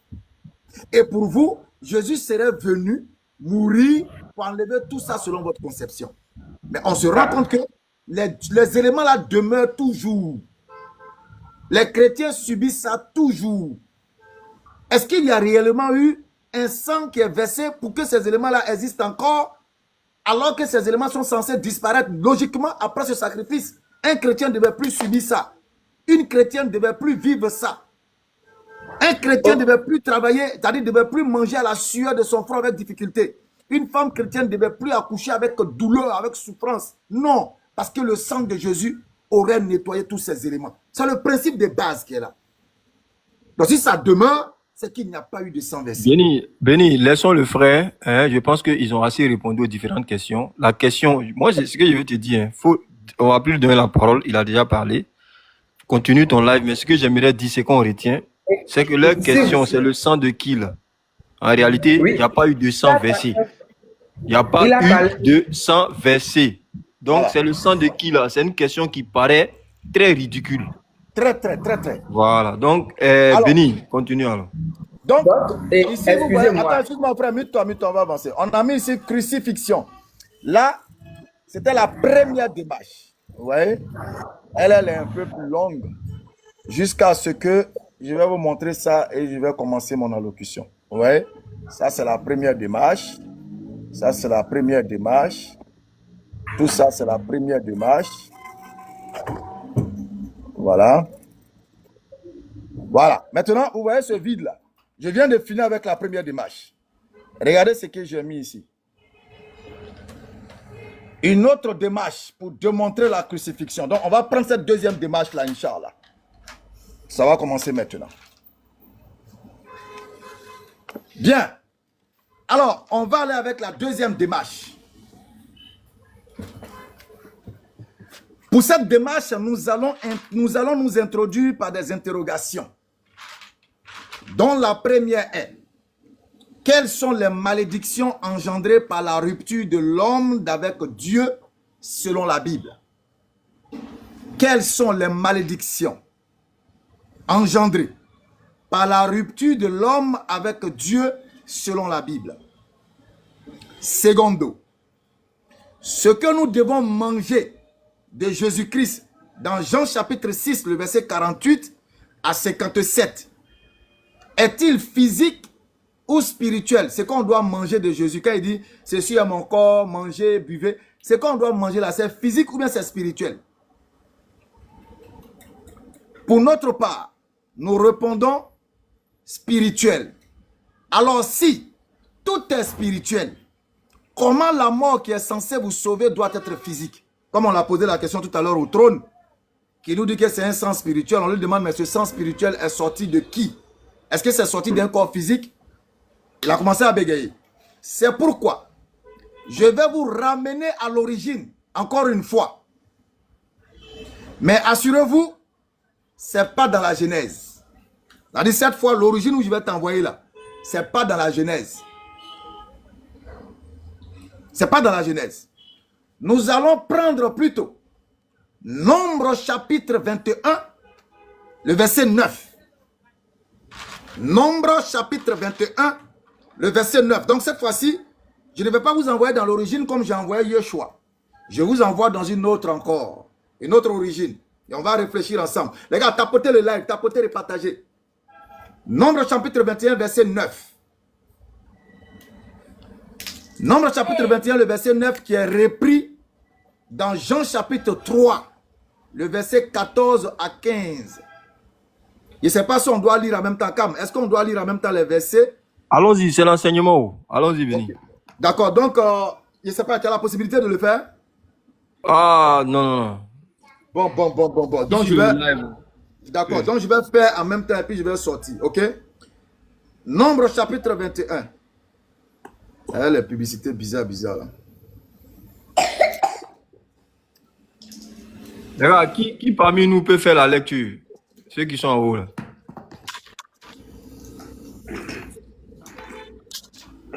Non, moi, j'ai pas la possibilité de faire la lecture. J'ai un seul téléphone. Ok, y a pas de problème. Un petit peu? Oui, je vais ok, barakallahu fik. Alors, donc, on va commencer par Nombre chapitre 21, le verset 9. 21, verset 9. Okay. Moïse fit un serpent d'airain et le plaça sur une perche. Et quiconque avait été mordu par un serpent et regardait le serpent d'airain conservait la vie. Au verset 10. Les enfants d'Israël partirent et ils campèrent à Obot. Donc on peut s'arrêter là même. Verset 9, conservait la vie. Alors, le serpent d'airain élevé par Moïse. Posons-nous cette question. Quelle était la raison de l'élévation du serpent d'airain dans le désert? La réponse est simple. Le verset 4 et 7 nous donne la réponse de la raison de l'élévation du serpent d'airain. Allons-y. Okay, le verset 4 et 7 de Nombre 21. Verset 4. Il partit de la montagne de Hor par le chemin de la mer Rouge pour contourner le pays d'Édom. Le peuple s'impatienta en route. Je viens au verset 7, c'est ça? Oui. Ok, au verset 7. Le peuple vint à Moïse et dit: Nous avons péché, car nous avons parlé contre l'Éternel et contre toi. Prie l'Éternel afin qu'il éloigne de nous ces serpents. Moïse pria pour le peuple. Donc, la conséquence, c'est-à-dire quelle a été la raison de l'élévation du serpent? C'est que les enfants d'Israël ont désobéi. Ils ont désobéi, c'est-à-dire c'est le péché dans la désobéissance aux recommandations du Créateur.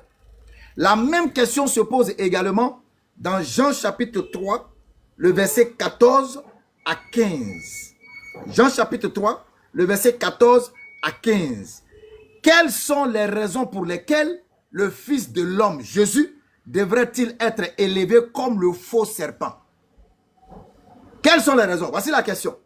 Puisque dans Jean chapitre 3, verset 14 à 15, Jésus dit, est-ce que tu l'as, Cheikh Adam? On va lire rapidement, s'il te plaît. Jean 3, verset 14. Non. Et comme Moïse éleva le serpent dans le désert, il faut de même que le Fils de l'homme soit élevé, afin que quiconque croit en lui ait la vie éternelle. Très bien. Moïse a élevé le serpent, celui qui regarde doit vivre. Jésus dit que de la même manière Moïse a élevé le serpent, le Fils de l'homme sera élevé afin que quiconque croit en lui vive. Donc la question posée maintenant, c'est de savoir quelles sont les raisons pour lesquelles le Fils de l'homme, Jésus, devrait-il être élevé comme le faux serpent dans le désert? Croire et vivre, toujours nous ramenant à quoi? Au serpent d'airain. Réponse. Satan et ses adeptes ne voulaient pas la propagation de la vérité. Et ils refusaient de croire au message. Jean chapitre 3, verset 18. Voilà la réponse. Jean chapitre 3, le verset 18. Jean chapitre 8, le verset 37 à 44. Alors, il y a une petite question que nous allons poser. S'il arrivait à Jésus-Christ sur la croix romaine, si jamais, s'il arrivait que Jésus-Christ soit tué sur la croix romaine, ce serait la victoire ou la satisfaction du désir de qui, selon Jésus lui-même? Question capitale. S'il arrivait que Jésus était élevé sur la croix, parce qu'on a lu tout à l'heure dans Jean 3 là, on dit afin que quiconque croit soit sauvé. Quiconque croit en quoi? En sa mort ou le fait que Satan a eu la victoire? Alors on pose la question. S'il arrivait que Jésus mourait sur la croix romaine, parce que cette croix n'est pas pour les Juifs, ce serait la victoire ou la satisfaction du désir de qui, selon Jésus lui-même? La réponse se trouve dans le verset 44 de Jean chapitre 8. Cheikh Adam, Jean chapitre 8, le verset 44 directement.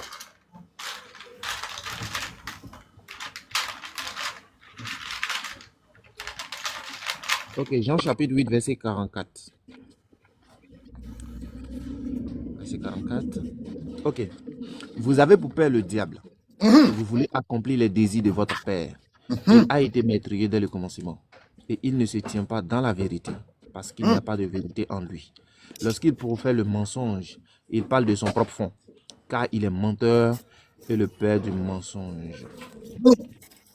Si les enfants qui sont les fils du diable arrivaient à faire tuer Jésus sur la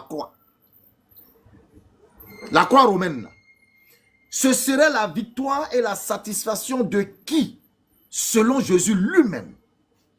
La réponse est claire. Ça sera la victoire et la satisfaction de Satan. Béni, il faut dire ja, faut pas employer les termes. Ça sera la victoire et la satisfaction de Satan si Jésus était déjà sur la croix selon Jésus lui-même. Donc ça veut dire que, selon Jésus lui-même, la croix n'est rien d'autre que le symbole de Satan. La croix sera le souvenir de la victoire de Satan.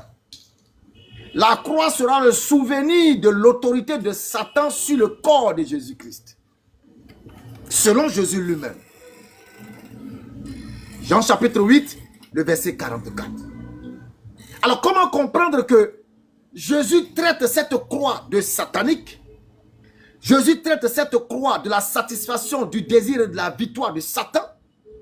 Comment comprendre que cette croix-là, qui n'est aucunement prescrite dans les actes de punition des Juifs, puisse être cause de salut pour vous, les chrétiens?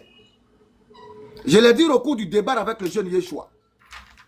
Tous les chrétiens qui portent une croix sur le cou, vous êtes en train de célébrer la victoire de Satan sur Dieu. Selon Jésus, Jean chapitre 8, verset 44. Tous les chrétiens qui se prosternent devant une croix, vous êtes en train de pleurer la victoire de Satan sur Jésus. Selon les propos de Jésus, dans Jean chapitre 8, le verset 44. Dorénavant, pour être en accord avec les prescriptions du djali de Dieu autorisé par les Juifs, vous devez porter plutôt un caillou. C'est un caillou que vous devez mettre dans une corde et mettre sur votre cou.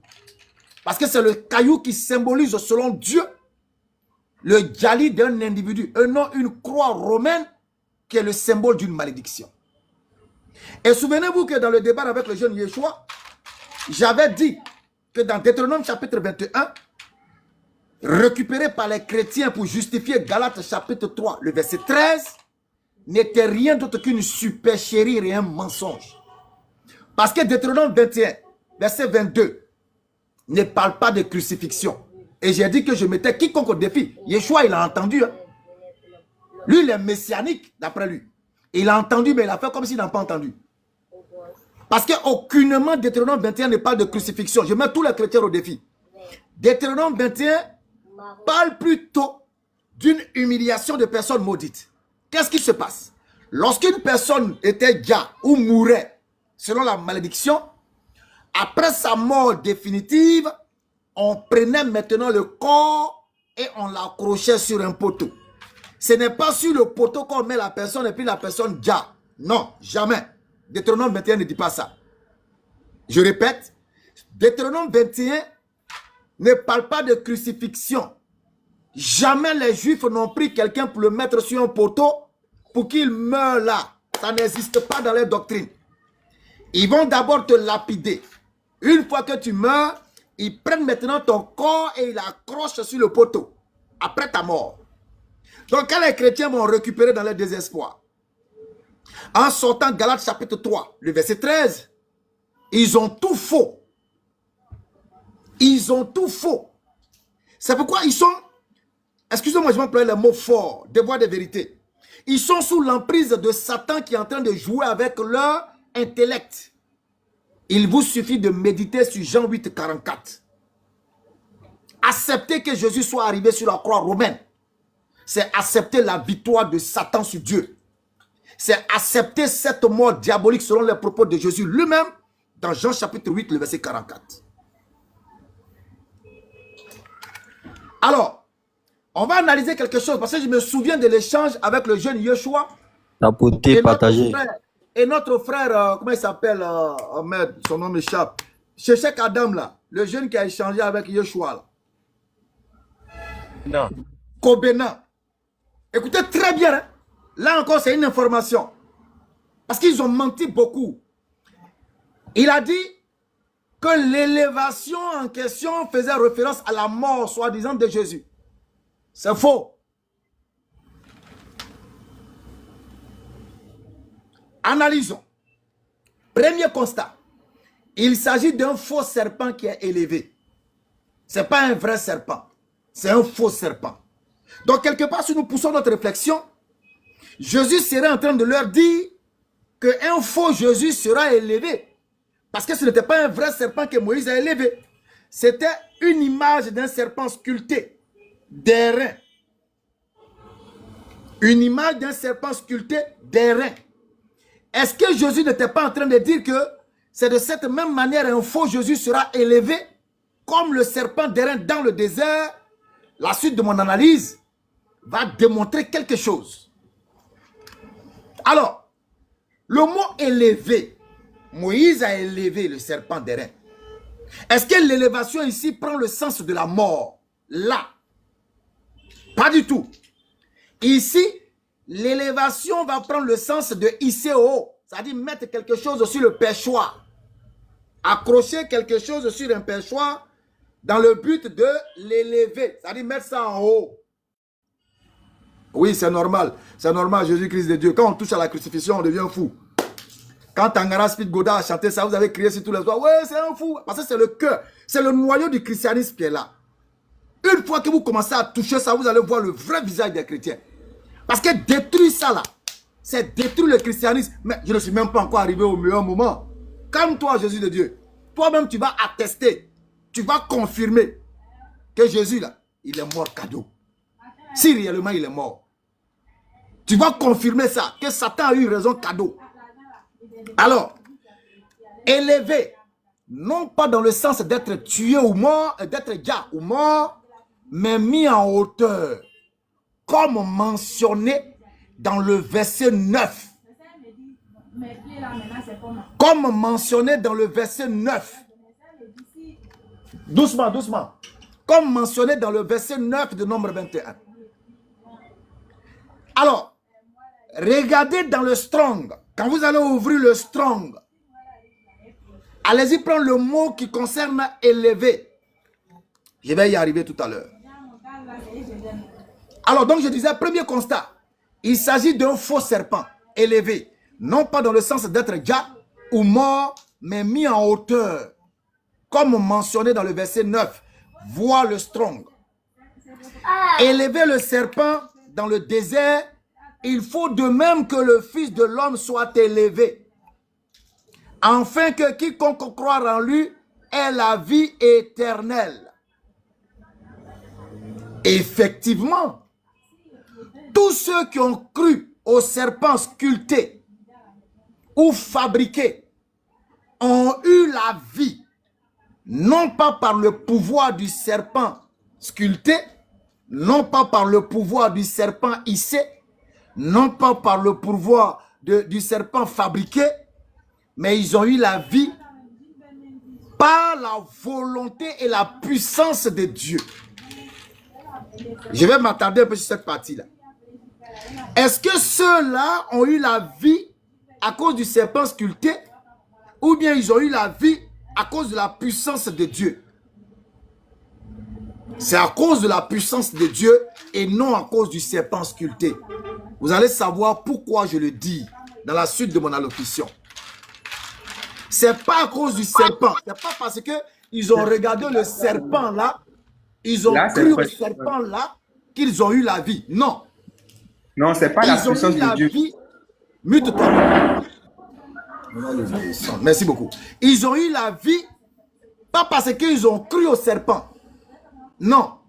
Ils ont eu la vie parce qu'ils ont cru en la parole de l'Éternel qui a dit à Moïse de faire une image de serpent. En cette parole-là, ils ont cru, alors ils ont eu la vie.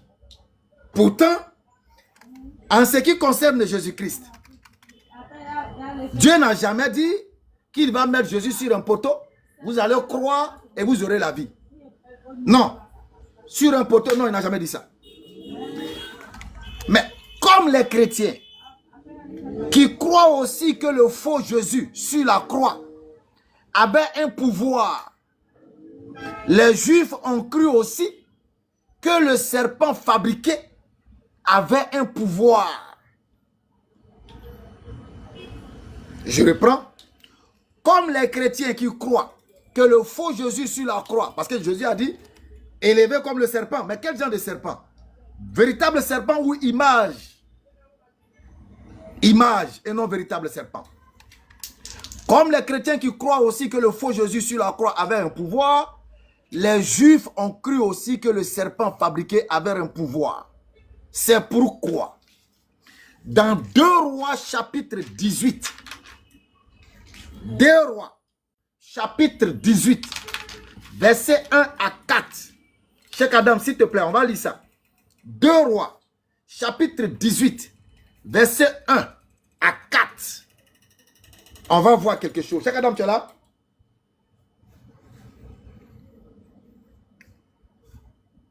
Et il a dû bouger. Alors, 2 Rois, chapitre 18, verset 1 à 4. On va lire ça rapidement. Vous allez voir ce qui s'est passé quand les enfants d'Israël ont cru que c'est le serpent qui avait le pouvoir. De la même manière que les chrétiens croient que la mort que Jésus qualifie de satanique, là, c'est ça qui leur donne le pouvoir. Regardez ensemble. 2 Rois 18. 2 Rois 18, à partir du verset 1. La 3e année d'Osée, fils de La, roi d'Israël, Ézéchias, fils d'Akaz, roi de Juda, régna. Je vais venir sur le verset 4 pour gagner du temps. Il fit disparaître les hauts lieux, brisa les statues, abattit les idoles et mit en pièces le serpent d'airain que Moïse avait fait. Car les enfants d'Israël avaient jusqu'alors brûlé des encens devant lui. C'est-à-dire le serpent d'airain, on l'appelait Nehushtan. Nehushtan. Donc Ézéchias a détruit le serpent d'airain parce qu'à un moment donné, les Juifs comme les chrétiens d'aujourd'hui ont pensé que c'était le serpent là, sur la croix là, qui avait le pouvoir de les sauver. Ils ont commencé à vouer un culte au serpent d'airain, c'est-à-dire à l'image là. Alors Ézéchias va détruire le serpent d'airain que Moïse avait fait parce que les enfants d'Israël, comme les chrétiens d'aujourd'hui, avaient mal perçu la chose. Avaient mal compris la chose. Oubliant que c'était simplement un symbole qui allait permettre à Dieu de manifester sa puissance. Alors, Ézéchias, fils d'Akaz, roi de Juda, a détruit le serpent d'airain, devenu objet de culte pour les enfants d'Israël. N'est-ce pas le même cas constaté avec les chrétiens? Jésus-Christ sur une croix, objet de culte et de salut. N'est-ce pas le même cas? C'est pourquoi il est capital de revenir sur Luc chapitre 20, le verset 9 à 16. La parabole des vignerons. Pour clarifier ceci, le fils bien-aimé a été envoyé pour quoi faire en réalité? Vous voyez que les chrétiens ont suivi la même démarche que les juifs. Chercher une idolâtrie perchée sur un bois. Chercher une idole perchée sur un bois. Une idole à laquelle ils vont mettre toute leur foi. Même scénario. Alors, pour comprendre tout cela, nous retournons à la parabole des vignerons. Parce que la parabole des vignerons va nous permettre de comprendre en réalité pourquoi même Dieu a envoyé Jésus. Pourquoi Dieu a envoyé Jésus? Nous allons lire alors Luc chapitre 20, parabole des vignerons. Luc chapitre 20, le verset 9 à 16. Le verset 9 à 16. La parabole des vignerons. Pour nous clarifier. Le fils bien-aimé a été envoyé pour quoi faire? Ah ok, vas-y, vas-y. Ok, Luc chapitre 20, à partir du verset 9. Il s'est mis ensuite à dire au peuple cette parabole. Un homme planta une vigne, la ferma à des vignerons, et quitta pour longtemps le pays. Au temps de la récolte, il envoya un serviteur vers les vignerons pour qu'il lui donne une part du produit de la vigne. Les vignerons le battirent et le renvoyaient à vide. Il envoya encore un autre serviteur. Ils le battirent, l'outragèrent et le renvoyaient à vide. Il envoya encore un troisième. Ils le blessèrent et le chassèrent. Le maître de la vigne dit, « Que ferai-je? J'enverrai mon fils bien-aimé. Peut-être auront-ils pour lui du respect. » Mais quand les vignerons le virent, ils raisonnaient entre eux et dirent, « Voici l'héritier, tuons-le, afin que l'héritage soit à nous. » Et ils le jetaient hors de la vigne et le tuèrent. Maintenant, que leur fera le maître de la vigne? Il viendra, fera périr ses vignerons, et il donnera la vigne à d'autres. Lorsqu'ils eurent entendu cela, ils dirent, « À Dieu ne plaise. » Donc voici la question fondamentale. Parce que pour comprendre tous ces scénarios-là, il faut se poser de bonnes questions. Dans Luc chapitre 20, vous pouvez également retrouver ça dans Marc chapitre 12, verset 9 à 16, la question est celle-ci. Le fils bien-aimé a été envoyé pour quoi faire? Si vous trouvez la réponse, vous aurez la réponse de tout ce qui va suivre. Il a été envoyé pour quoi faire? Son père l'a envoyé pour quoi faire? Dieu l'a envoyé pour quoi faire? Le fils bien-aimé a été envoyé pour quoi faire? Si ce n'est pas de venir mourir, à quel moment le maître de la vigne aurait transformé cette mort du fils bien-aimé, qu'il compte venger d'ailleurs, en faisant périr tous les criminels? À quel moment alors le maître de la vigne aurait transformé cette mort du fils bien-aimé en salut pour les hommes? Je reprends. Dans Luc chapitre 20, verset 9 à 16, le chemin du destin de Jésus est tracé comme ses autres frères les prophètes. Lui-même l'a rappelé. Jérusalem, Jérusalem, toi tu tues les prophètes qui te sont envoyés. Donc il était conscient qu'en suivant la voie de ses frères, il allait aussi subir la même chose que ses frères. C'est pourquoi lui-même rappelle à ses disciples. Voilà.